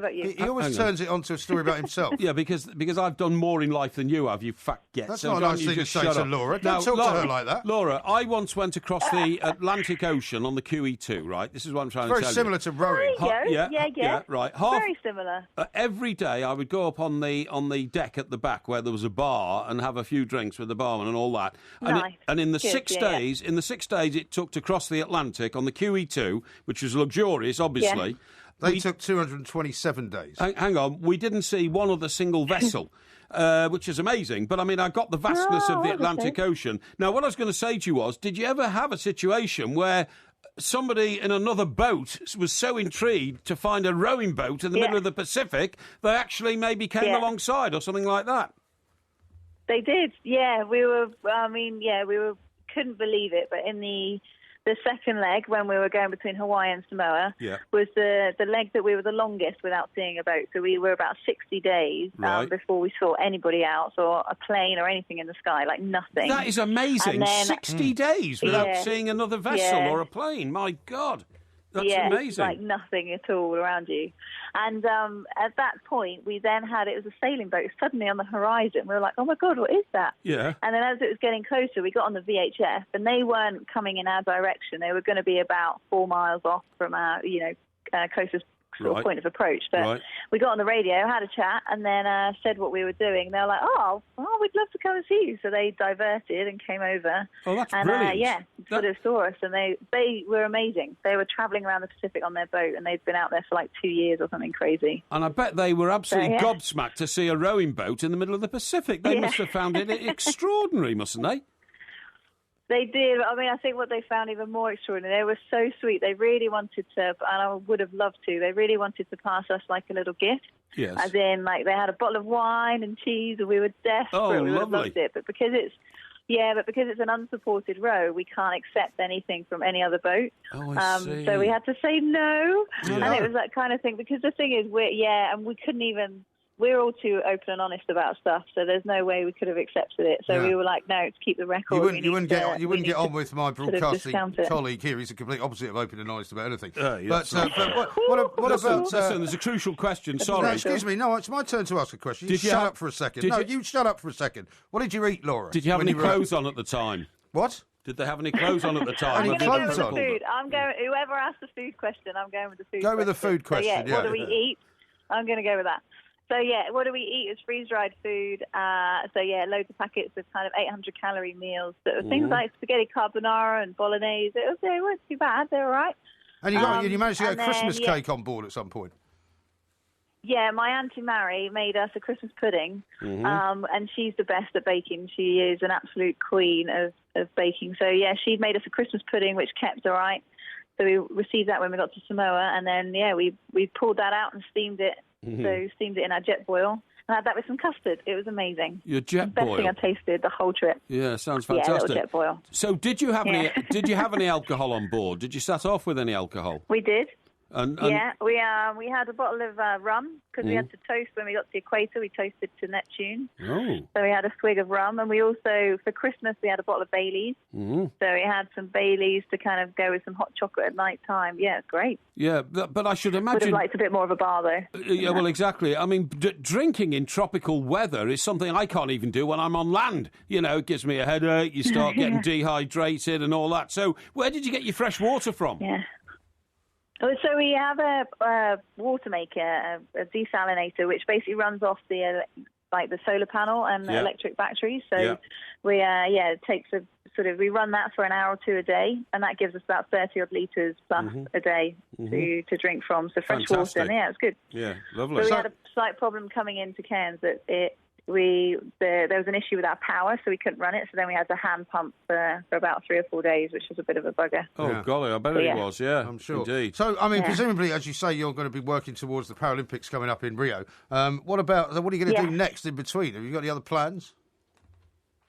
No, the main thing next is to kind of continue to raise the money for our charities. That's our biggest thing. That's why we did this, really. So we get back, hopefully, we can reach our target of £250,000 for our charities, and then the main thing then for me is to get back to work and really focus on getting the athletes supported through to Rio. Okay. And then head out there. So where can people find a place to donate to the charity? Is there a website you can give us? Yeah, they can. They can text donate 70300. And that text donate is £3, and if you text Doris, so DORIS, to 70300, and that gives £3 as a donation. Otherwise, you can go to our website, which is www.coxlesscrew, spelled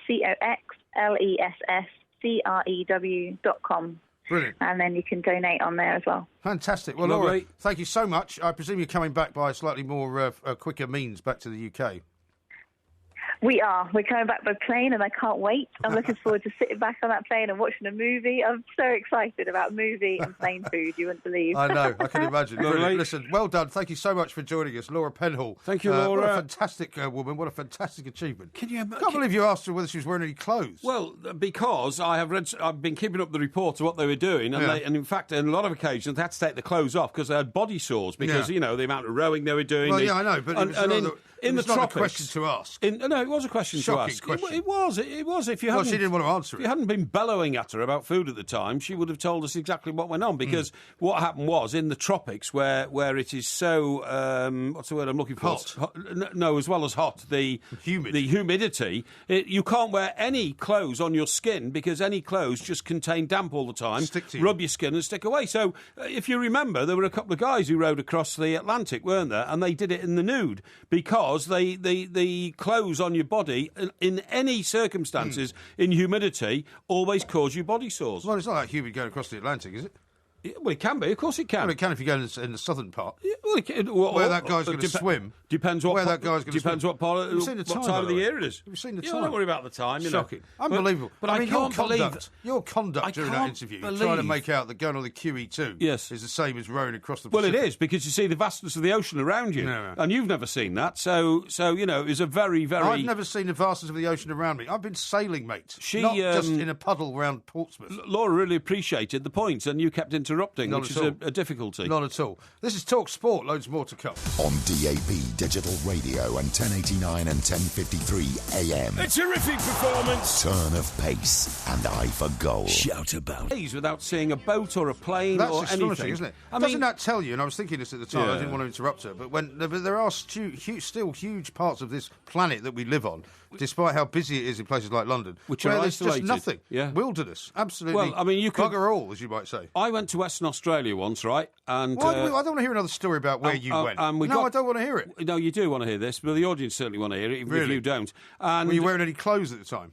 Well, you see, that was an important question. Well, not according to the audience. No, it was, because if you're there was no in the context. tropics, if you're in the this is why I asked her. I didn't want to but you embarrass didn't her. give any context, and she didn't want to answer it. Because you shouted me down because you didn't understand the relevance of it, because you're not bright enough to. Oh, is that right? The point is that when you're in the tropics, it is so humid all the time. You've already explained this. You can't wear clothes because it gives you sores across your body. But you didn't preempt. You didn't preempt the question with that. Anyway, you just went, were you wearing any clothes? We're in Perth, right, and we decided to get a small aeroplane and fly sort of 300 miles inland to go and see a canyon that was 300 million years old, right? Yeah. And by coincidence. As we're flying over there, was it called the canyon?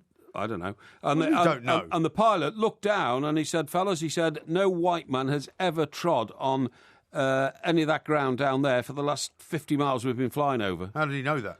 He knew, because he was Australian and he came from that part of the world. And I said, who has trod that ground? He said, some Aboriginal tribes have, but it was just, too hot even for them to survive and all that. Yeah, but it wasn't a place where you couldn't see a plane, though, was it? Because all they had to do was look up and there were you, in a plane. Well, there wasn't anybody below us anyway, you see. Well, you don't know that. No, but I'm saying it's all remote areas. You went to Alaska, you'd find areas there which are uninhabitable and all that Let me read stuff. you some of the tweets that have come in. Yeah. Trust Porky to ask those wonderful ladies if they had any clothes on, says Baggy Neil. Well, I'm sorry, it's a very relevant question. Well, it didn't appear so at the time. Well, I'm trying to explain the relevance. Well, you were trying to make out that I had some smutty interest about whether they were naked or not. That's what it sounded like. No, it didn't. Here's one from Becky. Perhaps the man of the people should do a similar ocean crossing in his rib. Football close season is a good time. Yeah, that's a good idea. And here's one from Kieran. Porky comparing the girls rowing to his cruise is a bit like comparing going on a rocket to space and riding the Big Dipper. Yeah, well, I suppose so. But, I mean, all I was trying to do was illustrate the vastness of an ocean all around me when we didn't see a boat for 6 days.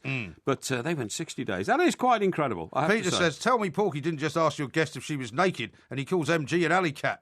Well, take the coupon, Porky. Yeah, but hang on. There was a point to it, and the point to it was that you cannot wear clothes in certain circumstances because you get terrible rashes on your skin and sores and that kind of stuff. Glenn says... It's very relevant. Two-faced Porky. He was saying it's pointless for the guy to go solo swimming across the Atlantic, but couldn't get enough of this lady. Well, she was quite a lady, wasn't she? I mean, when you've done something like that, you deserve the utmost respect for your endurance and your ability to do it. Right. Quite simple as that. And proud dad Rob says, how the hell can you compare cruising on a QE2 to rowing 8,000-odd miles, Porky? Seriously, are you feeling OK? Well, you're in the middle of an ocean, that's all I was saying, and it was very, very similar. Yeah. So, I don't like people... Yeah. Stephen says, it's a shame we don't hear from Porky's vessel for 60 days. Hashtag interrupting plank. That's a bit harsh. Listen, I'll tell you what I want to ask you, because I came across this today. How many pairs of shoes have you got? How many pairs of shoes have I got? You want me to count every single thing, like the Wellington boots and all that sort of thing? I'll tell you why I'm asking you. Let me see. I suppose I would say around about 10, maybe 12. Okay. I came across a survey which said the average man should have 9 pairs of shoes. Okay. And you've got 10 or 12. Well, I would say so. I mean, I've got a pair of boots, like ankle boots. Yeah. I've got a pair of Wellington boots. Yes. I've got the boots I'm wearing now, which are like these Chelsea boots. Another pair of boots, about 3, one pair of black shoes, a couple of pairs of brown shoes. It's about 10 or 11. How many pairs of trainers have you got? Hey? How many pairs of trainers? Trainers, none. You got I no don't trainers? wear trainers. No, I never wear them. That's ridiculous. Why? That's crazy. Why? Because I've got about 12 pairs of trainers. Yeah, but you're always buying trainers, aren't you? Yes, that's right. Yeah, I am. You buy wrong sizes. You go to those places. I do sometimes, yeah. Those, what do you call them, outlet stores? Yes, that's right, yeah. I've got How many pairs of trainers have you got with Velcro on? None. Really? None now. What are you wearing tonight? Let's have a look. What are you laughing at? These are brand new Nike trainers. What's your problem? Well, they just look ridiculous. Why? Why are you wearing Nike trainers? You think you are Usain Bolt? Well, why don't you wear shoes? No, these are very comfortable, and it helps. Yeah, but I mean, helps my posture. What posture? My posture helps your back and all that kind of stuff. They're very comfortable. Yeah, I know, but when I'm walking around, they're very good. Now, the point is, Do you want to see what I'm wearing? No, not really. Look.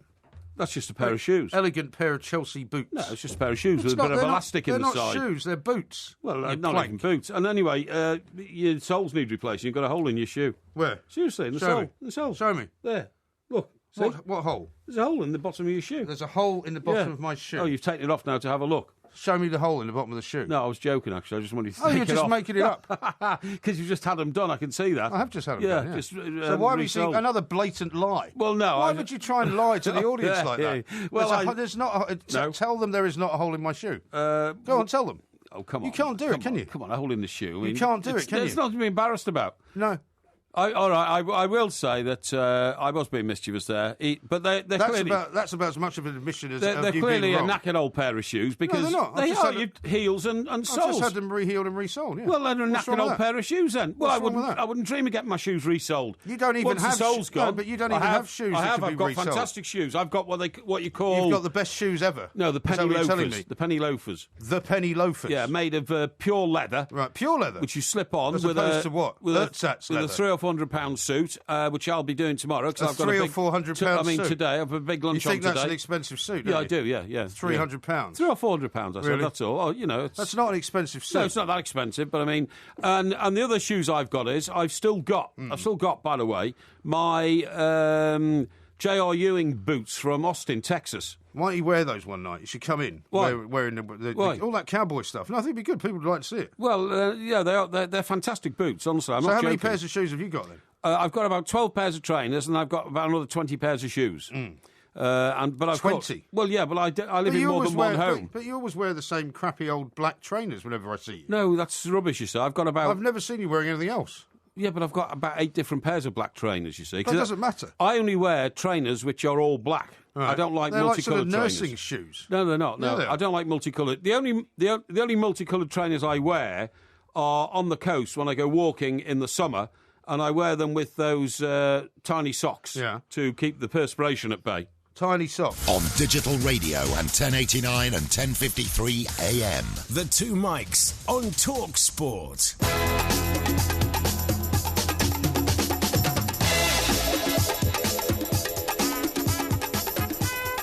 This is Talk Sport. We are the Two Mics, and I'll be telling you who's coming up. I think there's a mixed doubles final coming up in a little while, which we'll have a bit of commentary on. Now, this is from Anonymous, who saw earlier your picture of the Russian hat that you're wearing. But you haven't seen it yet, and we'll post it on Facebook as well. Fantastic picture of Porky, who came in tonight wearing a Russian hat, clutching the old Red Army cap that he got from a Red Army soldier in Red Square. Yes. And a doll, which you must tell us about, actually, the John Lennon it wasn't a doll. Russian doll. Well, where's a Russian doll? Yeah. And you know, where'd you get that? I got it in Wales. Oh, right. Got it in Cardiff. Oh, okay. Yeah. I've never seen a Russian doll with John Lennon on it. No, I got it. I got it in a shop right opposite the Marriott Hotel on that road in Cardiff, where all the bars and cafes are and all that. Okay. There's an artefact shop there that sells guitars and all that kind of stuff. And I was walking past when we were covering the cup final one year, and I saw it. And if you open it, inside, the next one is Paul McCartney. Right. The next one is George Harrison. And the last one is Ringo. There's not a tiny one that looks upset called Pete Best right at the end. No. If they'd been clever, they could have done it. Yeah, no, the tiny one is Ringo. Yeah. So it is a Russian doll, but I didn't get in Russia, but it is got a face of John on it. Now, let me just read you this, because he says, Anonymous says this, good God, Porky, that jacket is a tight fit, that gut is huge, and Porky calls MG a beast. What does that make Plankheed Parry? I'm sorry. Clinically dead. I'm sorry, I don't know how you possibly interpreted that picture as being that. The jacket is svelte. It's pure leather. It's very, very expensive soft leather, so it drapes itself around my physique. And, of course, at this time of the year, I was probably wearing a scarf. Yeah, very possibly so. Where are you going? Okay, anyway. Where are you going? Well, you sort of moved away. No, I just had to readjust the And here's one on Laura seat. from John, who says, what a truly inspirational woman. How humble, happy and wonderful was her personality. Pure sunshine. Yeah, no, absolutely right. I totally agree. Listen, I'll tell you what I want to talk to you about, Matt. Yeah. Now, house husbands, right? House husbands, I've always been very suspicious of house husbands. So I then pick up this... I mean, is that such a word these days, even, house husbands? Well, I think it is. Guys who stay at home for some reason. Now, so I pick up this, the most detailed report ever on house husbandry, which concludes that actually women despise their partners being house husbands. Well, I suppose for some women, it's a choice that they make. Yeah. If people get married, I'm presuming this is a scenario you're talking about. People get married, perhaps the woman has a more high-powered, better-paying job, more successful person, so she decides to keep working while the husband stays home and looks after the kids. Yeah. There's nothing wrong with that, is there? They've interviewed all sorts of women whose husband stayed at home, and quotes like, for instance, I cannot respect a man who's picking yesterday's lasagna off my child's jumper. Things like this. The greater the pay gap between a stay-at-home husband and a working wife, the greater the chances that he will somehow... Well, it says here cheat, but I mean, they're saying that he will. Yeah, that he will. I because thought it's more likely to be the other way around, He resents her position, all that kind of stuff. I mean, look, people will say, oh, you're a dinosaur, oh, you're a caveman and all that. Yeah. I'm not. The basic instincts of Homo sapien man, still to this day, is the hunter-gatherer. And that the wife takes a role to bring up the children, look after the children. Well, that was in the 1950s. Yes, I know, and I'm about to qualify it by saying that's been since, prehistoric man. Those are the genes that we've had to fight against to redevelop our lives in the modern world, where it's perfectly acceptable for women to go out and work, of course it is, and have great careers, and it may be acceptable for men to stay at home and look after their children. But it's still something that the vast majority of society finds very, very difficult to adapt to. Well, funnily enough, you were talking earlier about the school run. Yes. And you made some rather, what can be described as unsavoury accusations against me. Yes. But I would imagine, and I'm sure that there are cases of this happening, and I think that when I lived in Wiltshire, there were cases of this happening. If, for example... Oh, so you have seen this happen? No. What I'm saying is I've heard of things like... Oh, for example, you've heard of it? Well, you're going to let me finish. When I last spoke to you about it, you hadn't heard anything about it. Now, you have heard of it, No. When you last spoke to me about it and accused me of going to take the kids on a school run for nefarious purposes, what I said to you was that I had not seen anybody wearing pyjamas or negligés, as you put it, and that was my point. I said you were Rogerising spotting. No, what I'm saying is that, I don't take the kids to school every day because obviously I'm in London most of the week, but Mondays and Fridays I can do that. Yes. But what I'm saying is that in Wiltshire, I think there were a couple of cases where the guys were the ones that looked after the kids all day. Right. And if you're doing it on a daily basis, you tend to become friendly. I mean, I don't really know any of the other parents that I see. So that must have really got you fed up. What do you mean? Well, to find a car being, driven up outside the school with two kids in it, but the father driving it, not the mother. Why would that upset me? Well, because you'd have your eye on the mother, because you're a serial Rogeriser. No. You don't care about the backgrounds of the people who are your victims. Now what you're saying is you're now flogging a dead horse. No. There's nowhere to go on this one. What I'm saying to you is that if you're on a day-to-day... It's a bit like being at work with people. I mean, most people have office romances, right, because they see people and work with them every day. That's right. Right? That's when it happens. In the same way, if you're going to the same school every day, seeing the same people every day, you tend to get more friendly with them. Exactly. That's not the case for me.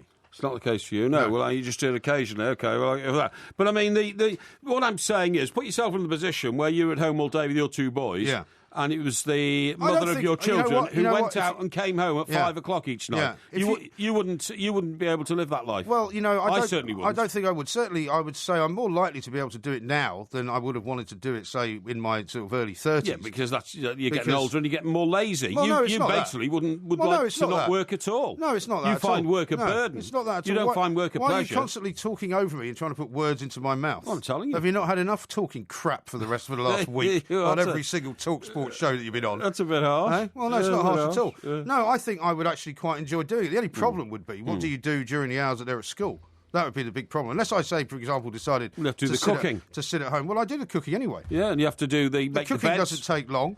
Making the beds, see, that's the bit I would have trouble with. Tidy up. Doing all the tidying. I don't like doing that. I cut the roses in the garden. See, I would only do it, I think, if I was able to...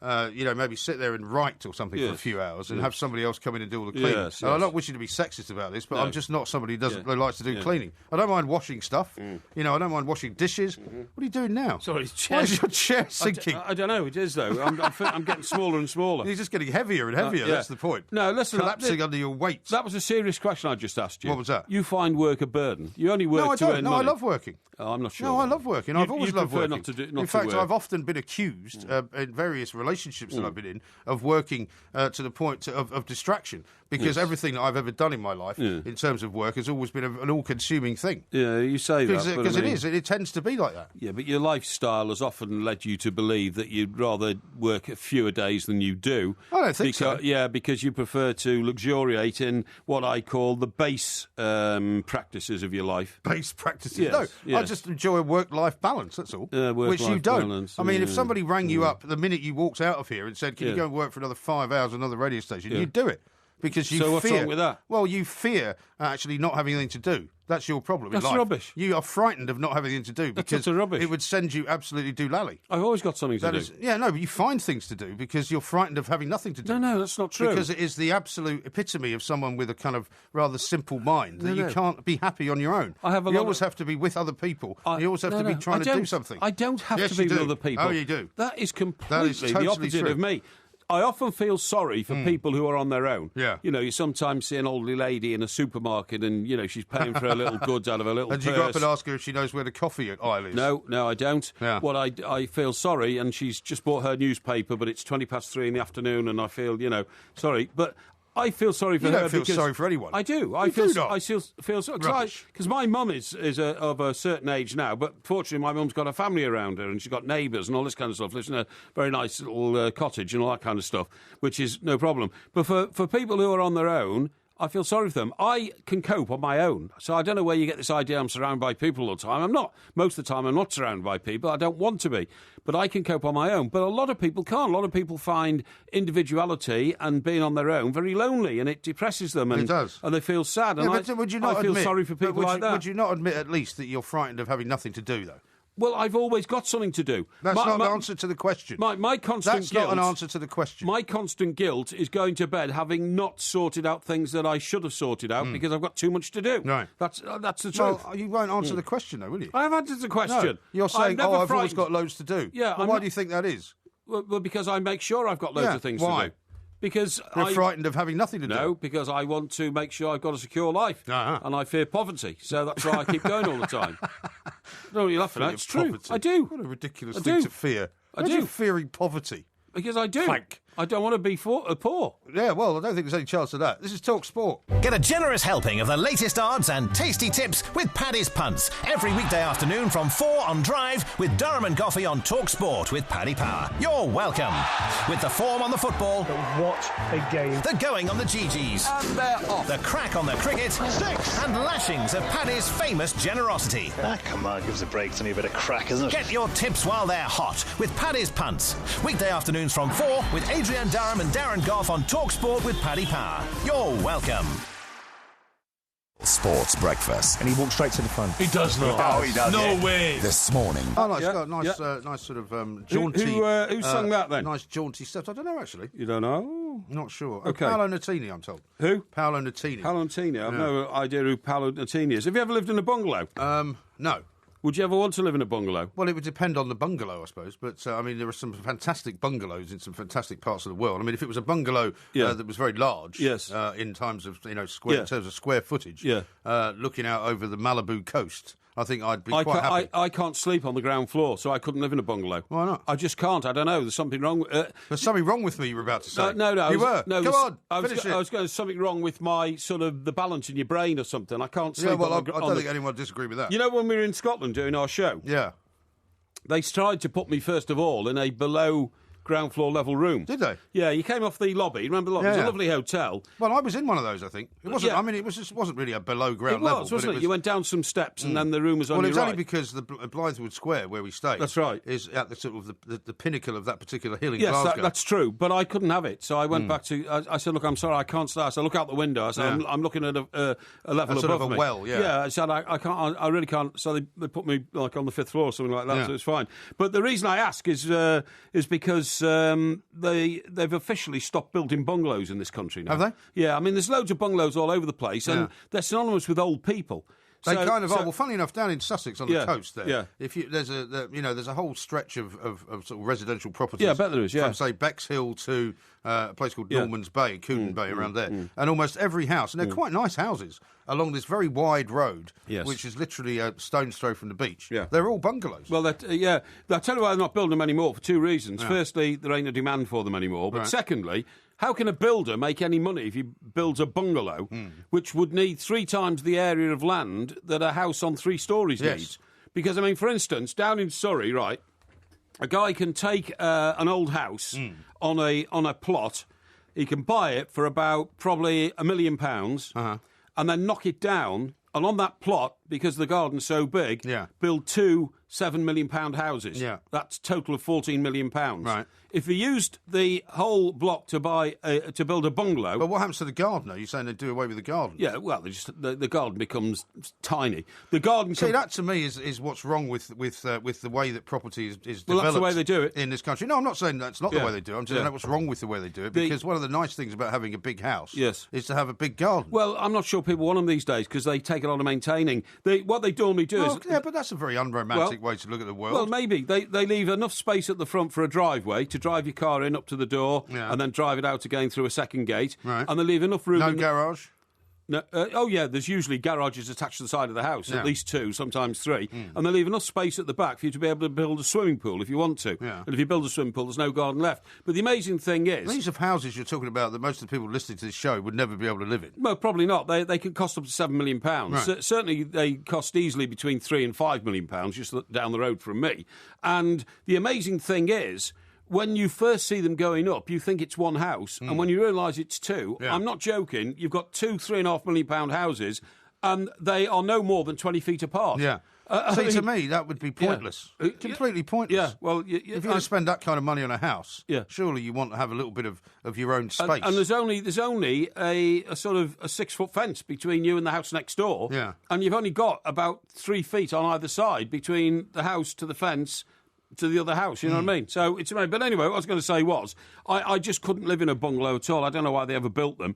There's a load of them, in certain places like... Yeah, I mean, I can't imagine what... I mean, what is this... I mean, I suppose the selling point of a bungalow is that, you don't have any stairs to climb, so that's why they're associated with older people. Yeah, but I don't know why able people... I'm struggling to think of a selling point. If you tried to sell a bungalow, what would it be? You know the unfortunate situation Michael Barrymore got himself involved in, when unfortunately a party there that night and poor chap drowned and simple and all that.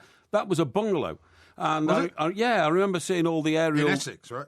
It was Essex, wasn't it? The Essex something border, so I don't know. Yeah, it was Essex, definitely. And I remember seeing all the aerial shots and thinking, why would an able-bodied man like Michael Barrymore live in a bungalow? I couldn't work it out. Well, maybe he just saw the house and liked it. And the fact that it was a bungalow, just happened to be by the way. But, like I said earlier, some of them have got very big roofs as well, so you can put a sort of a loft in. Well, no, they put dormer bedrooms in sometimes, which come out of the roof. Well, that's not a bungalow anymore, because the point I was about to say to you, as you preempted me, is that whilst we all have a gene in our body which has the, sort of caveman effect, you know what I mean? Caveman? Going back like to prehistoric man, the hunter-gatherer and all that, I think we also all have a gene in our body which means you only feel right and get a good night's sleep when you go upstairs to bed. Yeah. I don't think man was born to live on the ground floor. Well, I suppose that is something that you would say is, is built into you, perhaps from the times when you wanted to be able to see who was coming at you. Well, that's what I'm saying. Prehistoric man, you see, would have to worry about, like, the long-toothed sabre tiger coming after you when you're asleep. The long-toothed sabre tiger? Yeah. So, how about the saber-toothed tiger? Yeah, that's what I'm talking about. Yeah. So you would then create a sort of like a den or a wooden, like what do you call it, a tree house. A fort, almost. Yeah, a tree house like off the ground. Yeah. And for that reason, I think within inside all our heads, there is a fear of sleeping on the ground. I can't sleep on the ground. I'll tell you what, I bet you there are people, and we were just talking earlier about this new storm Gertrude, which is coming in, which is the latest storm coming off the Atlantic. That if you live in one of these poor areas where there's been terrible flooding, that's another reason where you wouldn't not only want to not sleep on the ground floor, you wouldn't actually live on the ground floor. I mean, when my house got flooded 3 times down in Wiltshire. Yeah, the one that you then sold to somebody else without telling them it was on a floodplain. No, they knew it was on a flood. It wasn't on a floodplain. It had been flooded a few times in its history, right? Which they knew. Disgraceful behaviour. Which they knew. Anyway, the point is that, at one point, I thought, if this is going to be the way this house is going to be, engulfed in water once a season, I actually looked into the possibility of basically just moving upstairs and building another level, so that effectively the ground floor would not actually be a living area. You'd have to actually put the house on stilts. That's what. Yeah, but I actually talked to somebody about doing that. And what happened? Well, it didn't have to happen because in the end we split up and got divorced and sold the house. Yeah, that's right, and sold the house to some poor sucker who bought it. No, they were very happy to buy it. And in fact, it's probably worth a lot more money now than it was then. Yeah, it probably is. Point is, I like to be able to look out of my windows and look down on things. You see what I mean? Like looking down on people. No, I don't. Yeah, don't look down on people. You look down on everyone. When I first came to the Express in London, right, from Manchester, I got a call from a lady who was some sort of court reporter at the Old Bailey. Oh, yeah. Because we used to have 6 of them. Did you know that? Daily Express used to have 6 court reporters at the Old Bailey. What, who employed just by the Express? Employed just by the Express. Oh, right, not an agency. No, not an agency. Oh, okay. No, I had no idea. And it's like, it's really old-fashioned reporting. You had to have a fantastic shorthand note. Yeah. So these people... I always thought that was all done by sort of an agency that covered... Well, it is now. But when I first got there, seriously, when I became news editor, we still had 3 High Court reporters and 3 at the Old Bailey. Right. And, for instance, there's probably still alive today a former Daily Express Old Bailey reporter who will have the entire transcript of the Yorkshire Rippers trial in a series of notebooks, word for word, because they never missed a word. They were brilliant at shorthand. Yeah. And that's stenographers, weren't they? Yeah, they were, but with a pencil... Would you think you'll have a detail of how you discovered him? Sorry? Do you think you'll have a detail of how you discovered him in there? From the court case? That didn't come up in evidence in court. Didn't it? No, that was something which my contribution to it was sort of on the side, if you see what I mean. No, I understand. But anyway, the point of my story is, so I got this phone call. She said, oh, hello. And there was no mobile phones in those days, so she obviously got a home number for me somewhere. Well, the home I was living in Sale, in Altrincham, when I worked for the Express in Manchester. Right. And she said, oh, look, it's Daphne, or whatever her name was, I understand you come from London. Look, if I can help you, it's always difficult getting accommodation in London. I said, well, I'm going to buy somewhere down there. She said, yes, until then, I've got a basement flat. Would you like to rent it? I said, that's very kind of you. Daphne with the basement flat? Yeah, Daphne with the basement flat. Where was the basement flat?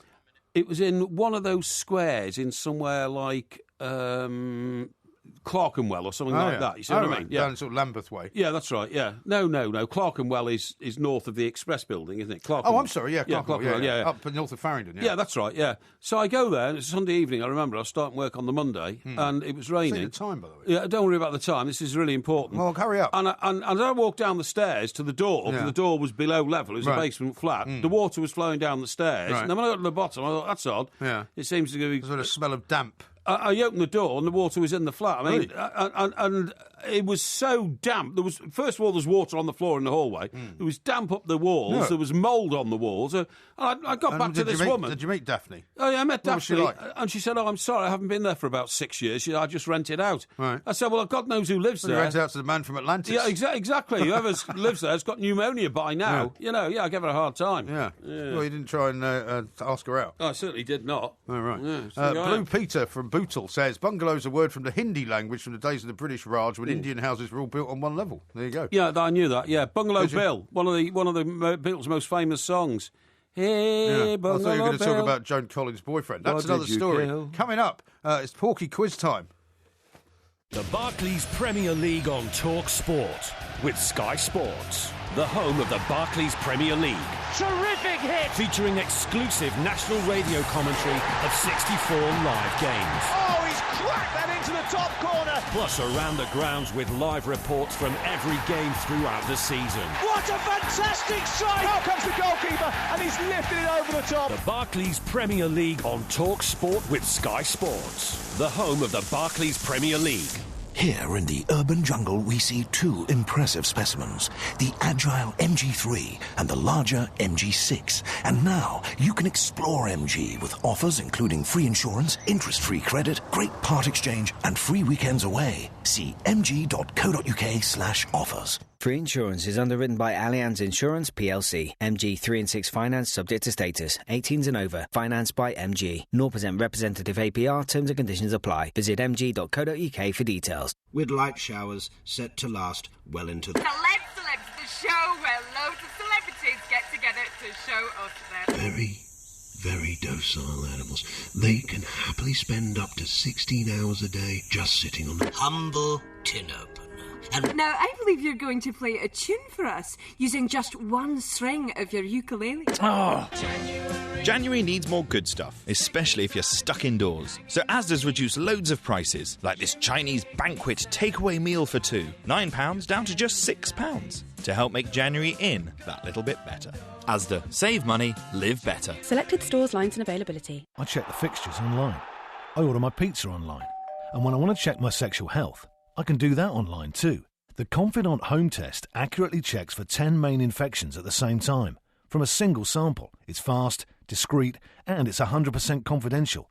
Order your Confidant Home STI test kit online at confidanttest.com. Results are not intended to replace medical advice and should be used as a convenient way of getting tested before consulting a GP. Age 16 plus. UK customers only. Terms and fees apply. Prostate cancer kills over 10,000 men every year. That's one every hour. Raise cash to help beat prostate cancer on Football to Amsterdam 2016. An epic 2-day sponsored cycle challenge. Visit prostatecanceruk.org/Amsterdam to find out more. prostatecanceruk.org/Amsterdam. Imagine never having to deal with any of the stress of being a landlord.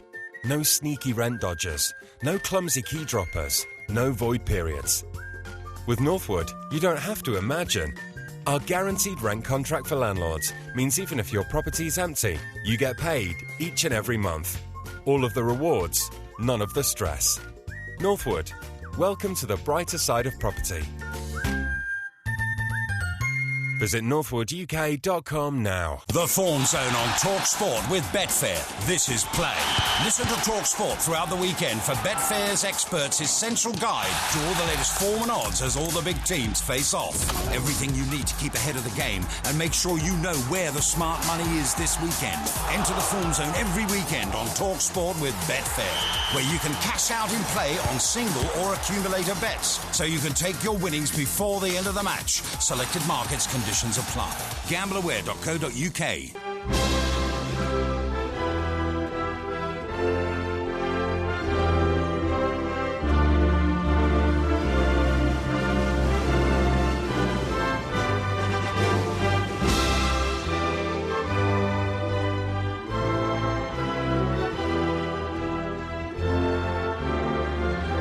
Why are you not standing up for this?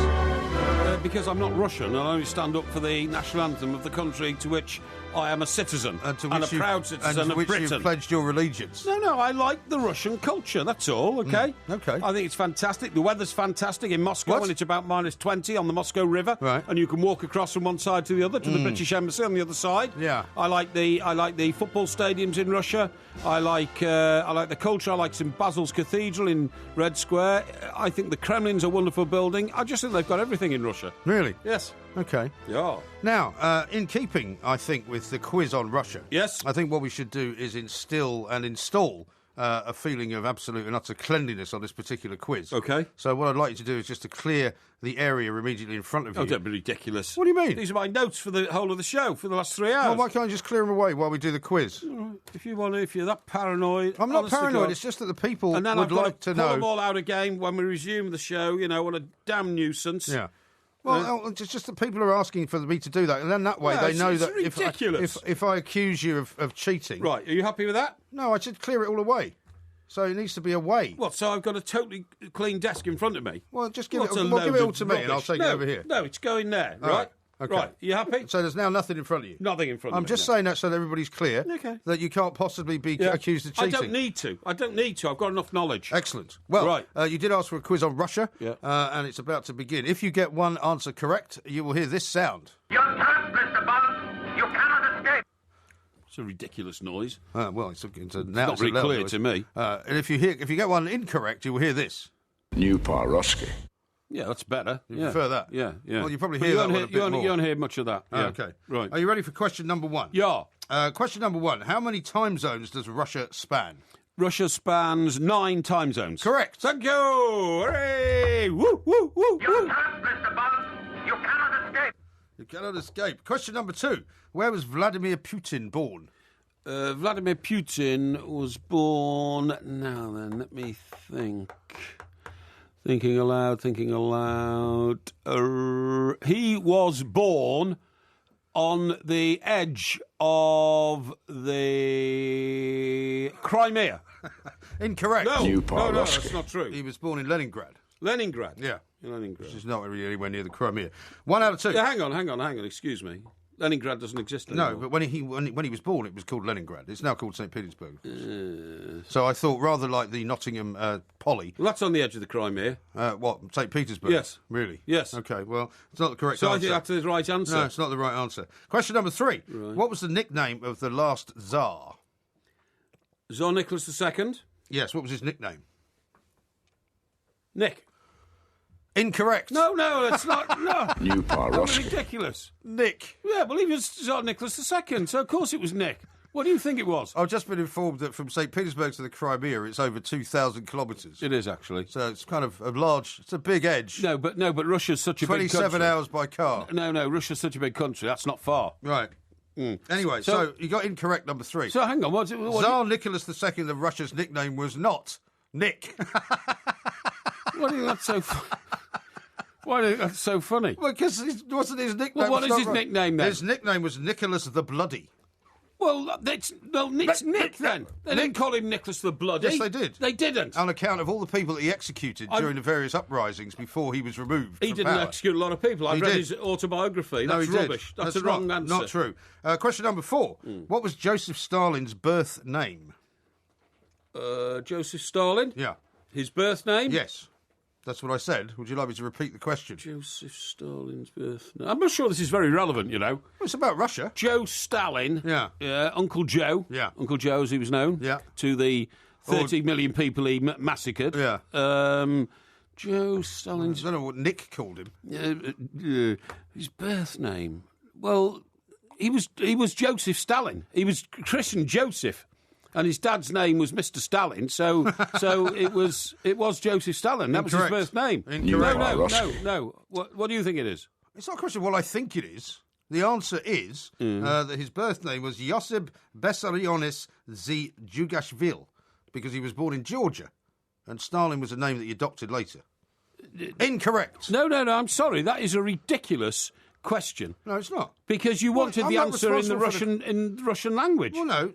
I don't speak Russian. Yeah, well, I'm not saying you did. He was from Georgia. That's not Russian. It's Georgia. Georgia is... Why are you arguing? It's Georgia wrong. Was part of Russia when Joseph Stalin was born. Zhugashvili is not Georgian for Stalin, OK? Stalin was a name that he adopted later. But Georgia's only a separate country now. It wasn't a separate country then. Yeah, but the point is it was a different language. You blithering idiot. 1 question out of 4 correct. Question number 5. Who is the director of the Federal Security Service known as the FSB, or, as otherwise known, your handlers? Do you mean currently? Yes. The question is, who is the director? Who is? Who is the director? Who is your boss, Mr. Parry? No, don't be ridiculous. Look into the light. I don't think that's a very relevant question. I'm not interested in whether you think it's relevant. I mean, the FSB is a secret service. Yeah. So they don't reveal. Well, so is the CIA, but you know who the head of the CIA is, Yes, don't you? but that's in America. This is Russia, where they're a bit more secretive. Well, unfortunately, the secret's out. They don't let you... The secret's out, and you're an expert, so you should know. They don't let you into the Black Lubyanka to find out what's going on. I would say it is... Boris Konotsky. Incorrect. You Paroski.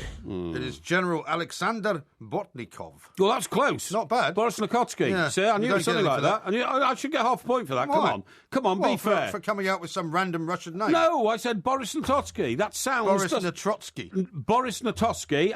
You keep saying it differently. And you say it's General who? You say it's General who? General Bortnikov. Well, there Nothing you go. Like it. Yeah, it is. It begins with B. His first name is also not Boris. Well, that doesn't... I didn't say his first name was Boris. 1 out of 5. I said his surname was Boris Nototsky. OK, 1 out of 5. Question number 6. Yes. Who were the 3 collective leaders of the Soviet Union in what is known as the era of stagnation from 1964 to 1980? 64 to 80? Yeah. This was the period of time when there was no one supreme leader, if you like, because the view was that the party was in charge. But there were 3 very well-known names. Right. So, in 64, did you say? From 64 to 80. Right. In 64, Khrushchev was forced to step down. So the leaders then became Brezhnev. Correct. Brezhnev, yeah, definitely Brezhnev. Who would have emerged from that? Brezhnev. Hang on. Funny enough, I knew all these names when I saw them in the answers because they were names that were quite often used in that period. Yes, exactly. And I can see them standing on the wall outside the Kremlin now, reviewing the military parade. Yeah. Wearing a hat like that one you brought in today. Yes, that's right. I'm saying the time, by the way. Better hurry up. Hang on, don't even... definitely Brezhnev. Yeah, that's correct. Gorgovsky. Brezhnev, Gorgovsky, and the third one was... Let me see. He was a very sort of evil-looking old man. No, I'm going to have to give up on that, I'm afraid. OK. It's Leonid Brezhnev, yes. Alexei Kosygin. Kosygin, yes. And Nikolai Podgorny. I didn't know Podgorny. Yeah, well, I get half a point anyway for Brezhnev. I should only give you a third, but I'll give you half. Oh, that's good. Yeah, 1.5. Now, we have to rush through this. How many square miles are covered by Russia? I'll give you 10% either way. Square miles covered by Russia, I would say 5 to 10 million square miles. Incorrect. What? 6.5. 6.5? That was pretty close, though. Yeah, it's not close enough. So it's 1.5 out of 7. Number 8. What was the name of the Russian naval attaché involved with Christine Keeler in the Profumo affair? Christine Keeler and... it was Nikolai Botov. You Paroski. You're just making these up now. No, I'm not, no. It was Captain Yevgeny Ivanov. Well, that sounds similar. 1.5 out of 8. Number 9. Who is the current Russian energy minister?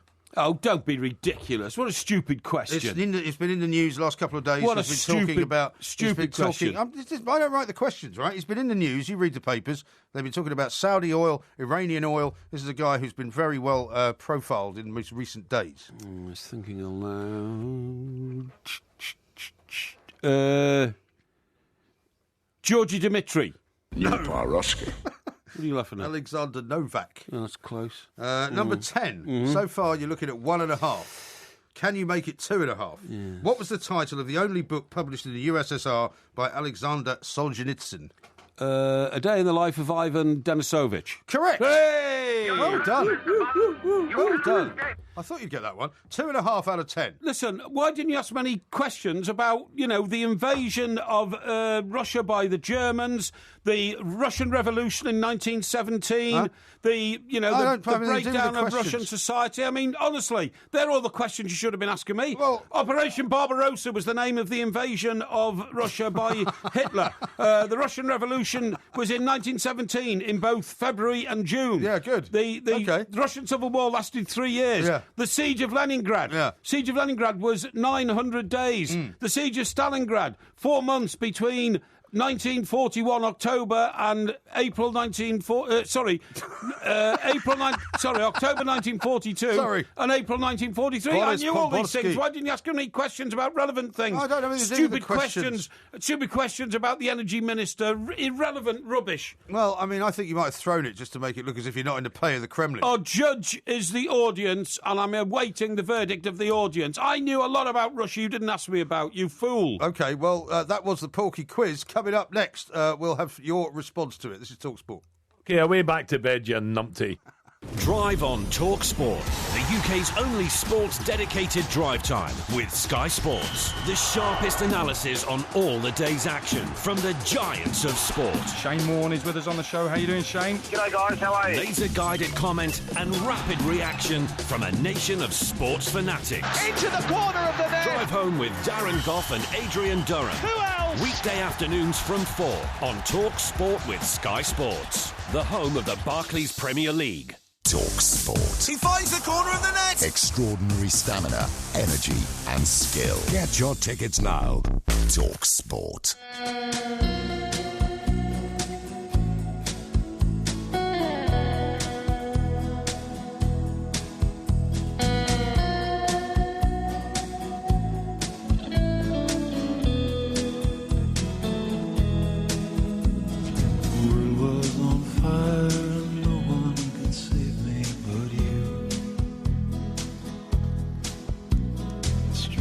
TalkSport, we are the two mics, Yeah. a What's little bit more. That's one of those sort of what you might call easy listening type pieces of music. You know it, don't you? Eh? You know it, don't you? I mean, it's one of those songs that you know. Yeah, but why are we playing it? That's what I mean. I don't know. No, why are we playing it? Is it a Russian song? Don't think so. No, No, right. words, there might be a clue in them. Oh, let's listen. No, I can't tell what they're on. Listen, I'll tell you what I thought was great. Yeah, Have you been to Paris? What? You've been to Paris? Of course I've been to Paris. Yeah, a few times, a lot of times. Loads of times, yeah. I love Paris, I think it's great. Yeah, when were you there last? A couple of years back. But Couple of years back. That's because I haven't been able to use the shuttle lately. The Eurostar? Yeah. Why not? Well, I'm worried that people sort of jump on it and kidnap me or something, you know what I mean? No, there's a lot of trouble. Why would anybody kidnap you? Well, the Gare du Nord now apparently is dreadful. The what? It goes into the Gare du Nord, as Gare you du know. Nord? Yeah, and it's dreadful. It's like a battle zone apparently. So I've decided to give it a miss. I thought all the trouble was at Calais. Well, there is some trouble at Calais. There's a lot of trouble at Gare du Nord, and I'm going to fly in next time I go. Oh, yeah. But anyway, look, the point of this is that. Do you remember the Iranian leader was touring around Europe last week? No. And he came here, don't you remember? Or no, he went to Rome. I don't remember him coming here. No, he didn't come here, I don't think. But he went to Rome, and they had to cover up a load of statues because the Roman statues, which are graphic in their sort of bodily form. Well, they're not really graphic, are they? Yeah, they are. Well, they're naked forms. That's testicular regions of male statues are well, offensive to Iranian people. Really? So they covered. That's ridiculous. Yeah, so they covered Well, them. so what? If you don't like it, why does he wear a blindfold? Well, this is what I'm getting to. So the Italians cover them all up, so That's as not ridiculous. to offend. Well, I'm glad he didn't come here, because if they'd done that here, I think I would have been very upset about that. But we're friends with Iran again now. I don't care whether we're friends. Yeah. I mean, that's like saying if you go to somebody's house, you make them wear slippers. Well, okay, yeah, but anyway, you can ease back on the anger, because what I'm going to tell you is you'll probably agree with. Go on. So he goes then from Italy to France. Yeah. And in France, they set the formal lunch. So he walks into the room and sees the table laden, as it would be, in a French banqueting hall. Right. I.e., lots of nice food and plenty of bottles of wine. Yes. He then demands that all the alcohol be removed from the table. Who does this guy think he is? Well, this is completely the point. As he is Muslim and he That's rejects nonsense, isn't it? alcohol. So... Well, fine, have orange squash, matey. So, guess what the French did? What? They said no. Good. They said, I'm sorry, but, this is part of a traditional French dinner. You don't have to drink the wine, but we're not removing it from the table. Excellent. It was his first state visit to France since sanctions were eased, okay? Right. But this is what's wrong with the world, isn't it? Because these characters who want something closed down, whether they be Muslim, whether they be, Scottish, English, Welsh, whatever they are, if they don't like something, they want it all removed. It's a nonsense. If you don't like it, just deal with it and don't take part in it. So Francois Hollande, who's not a very popular man in France anyway, because he's wrecked the economy, so to speak. Well, I mean, they've got more important things to worry about now, haven't they? Well, they have indeed. And the Iranian leader is a guy called Hassan Rouhani, had been due to eat at this, what they call a chic restaurant. French insist on local food and wine, while the Iranians, who, by the way, have a history of flogging people in public if they've consumed alcohol, said no drink and we want the halal menu, please. It's our strict Islamic values. Right. Hollande's officials said, no, we're not making it Iran-friendly. Good. It's French. We extend our hospitality to you. The lunch was called off. It was cancelled. Well, and they wonder why we've had problems over the years, Yeah. Unbelievable, isn't it? Because, I mean, if you, for example, can you imagine reverse situation, Francois Hollande goes to Tehran and says, I demand to be given, le roast beef. I demand to be given some escargot. That's right. I want some claret. I want some Chablis Premier Cru. That's right. At 57 quid a bottle. That's right, yeah. It wouldn't happen. Yeah. No, it's just not polite. Apart from anything else, Yeah. it is not diplomatic. Yeah. And it's just not it's not the way to proceed. Anyway, the French... It's like going to somebody's house and demanding that they cook something specific for you. I agree. The French, anyway, said, to try and get over it diplomatically, suggested the folling morning a breakfast meeting. Right. So alcohol doesn't, you don't usually have alcohol. Not usually. Well, has been known. Yeah. I was about to say, normal people don't. Yeah. But they rejected that. Now, what I'm saying, the reason I've told you that story... Does this mean the diplomatic sort of calming down has stopped? Well, no, I think the relation between the two countries are all right, but as for the two leaders, I'm not sure. Right. But the reason I tell that story is because I agree with what you've just said.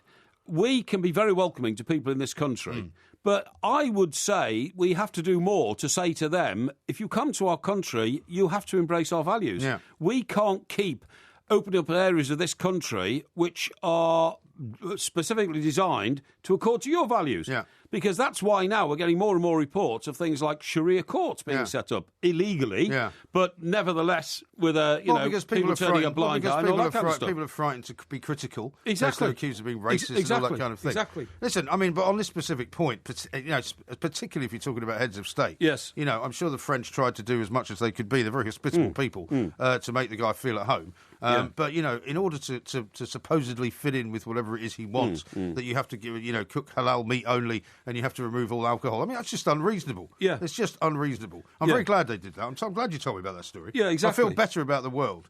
Now, let me read you some tweets that have come in vis-a-vis the Russia quiz. Right. Kloppite and Steve says, both of them actually. Kloppite says he was known as Nick amongst his pals. He's talking about exactly. Steve so says that's 3.5. Steve says his nickname wasn't Nick. No, it's 2.5. And Jacob says, good God, Mike Parry's brilliant at pretending he knows nothing about Mother Russia. Hashtag sleeper. Here's one from Ian. It says, once again, Porky the Red proves his research was unread. No, it wasn't. Dimmer than a candle. At the end, I told the audience, the millions of people who listen to us, all the things I did know about Russia, but you didn't ask me about them. Well, I can't help that. Once again, you've given total misguidance to the people who set the questions. Not true. By asking them... You just asked about Russia. You said you wanted a quiz on Russia. Yes. And that was a quiz about Russia. Yes. It wasn't about Russian history. It wasn't about contemporary Russia. It was about Russia. Here's one from Becky who says, never knew Tsar Nicholas's nickname was Nick. Porky obviously did badly to not blow his cover. Well, you see, all this rubbish and nonsense you put into the people's heads.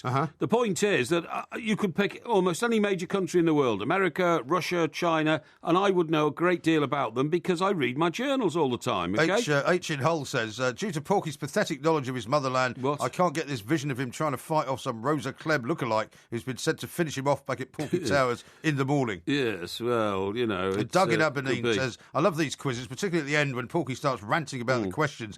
He thinks you should have asked him. Tonight's post-quiz rant was the best in a while. Well, it was just the facts of the situation. You see, Ben's got this perfectly sorted, right? Ben says, once again, Porky gets the first question right, then old MG gets the second harder set of questions out. It was gerrymandered. Rubbish. But I always do get the first question right. No, in fact, don't. I often get the first two right, and then you change the questions. It's outrageous. Well, when you got 0 recently, you didn't get any questions right. What? When you got 0 the other week, you didn't get any questions right. That was a ridiculous one. Big here, his name's Big Shortbread. That's a very strange name. Big Shortbread. I think his name's Andy. He says, if anyone tried to kidnap Porky, it wouldn't be a problem. They'd soon bring him back. Yeah, they would, Kidnappers would feel that they were being tortured. They would. It's a bit harsh, isn't it? By the time you'd sat in the back seat of a car with them, unless they gagged you as well as blindfolded you, they'd be so fed up listening to you ranting. And by the way, Abdul totally agrees with me. Sorry, you just go ahead and ignore me. No, I'm not ignoring you. It's just that you're rambling on. Time is very short. Time is short. Abdul says, totally agree with Porky. Come on, surely there are some reasonable questions that you could have asked about Russia rather than those. I feel your pain, Porky. See, these guys are on my side. Listen, as I said, nothing to do with me, the questions. I mean, if you want to be specific about a particular set of questions, like, for example, if you'd said, I'd like questions on Russia, history between the years of 1900 and 1945, then you probably would have got lots of questions about that period. That's the easy way out. Marcus says, for a country with such a rich history, those questions were absolute rubbish. Yeah. More gerrymandering from MG. Everyone's a critic, unfortunately. There you go. You still have got lots of people on my side. Yeah, well, that's Bad the most questions about thing. the USSR, says Lee. Thank you, Lee. Thank you. Yes, this is good. Mike in Greenford, I think, is probably right when he says this. He says, great show, guys, but I'm now going to have nightmares thinking of Porky rowing the Pacific Ocean wearing nothing but a pair of J.R. Ewing cowboy boots. Ooh. Thanks, Porky. No, I don't want. No, thank you. Don't even think about it. That's in my mind now as well. Rod says, blagging again, Porky, you should be ashamed of your knowledge about it. See, a lot of people think basically that you threw it deliberately so that you would sort of take people's minds off the fact that you are indeed a lover of all things Russian. Well, Horatio says, you were really stitched up there, Porky, on the Russia quiz. It was harder than anything we've heard on Mastermind. And Cy says, after that performance, Porky, your bosses in Russia won't be happy with you. You're going to be on their hit list now. That's a bit harsh, isn't it? Neil, to finish up with, says, I'm looking for a Crimea facing property in St. Petersburg, but I'm not having any luck. Yeah, well, keep looking. That's all I can say. 2,000 what miles is it from? Something like that, yeah. But I mean, Russia's a very big country, so it's just, it's like when you speak to an American who says we're just nipping over to see Wilbur. And where does he live? 70 miles up the old highway. Yeah. Wilbur. I wear them with those tiny socks. Getting into Talkport Towers tonight. You half-baked. Have you ever lived in a bungalow?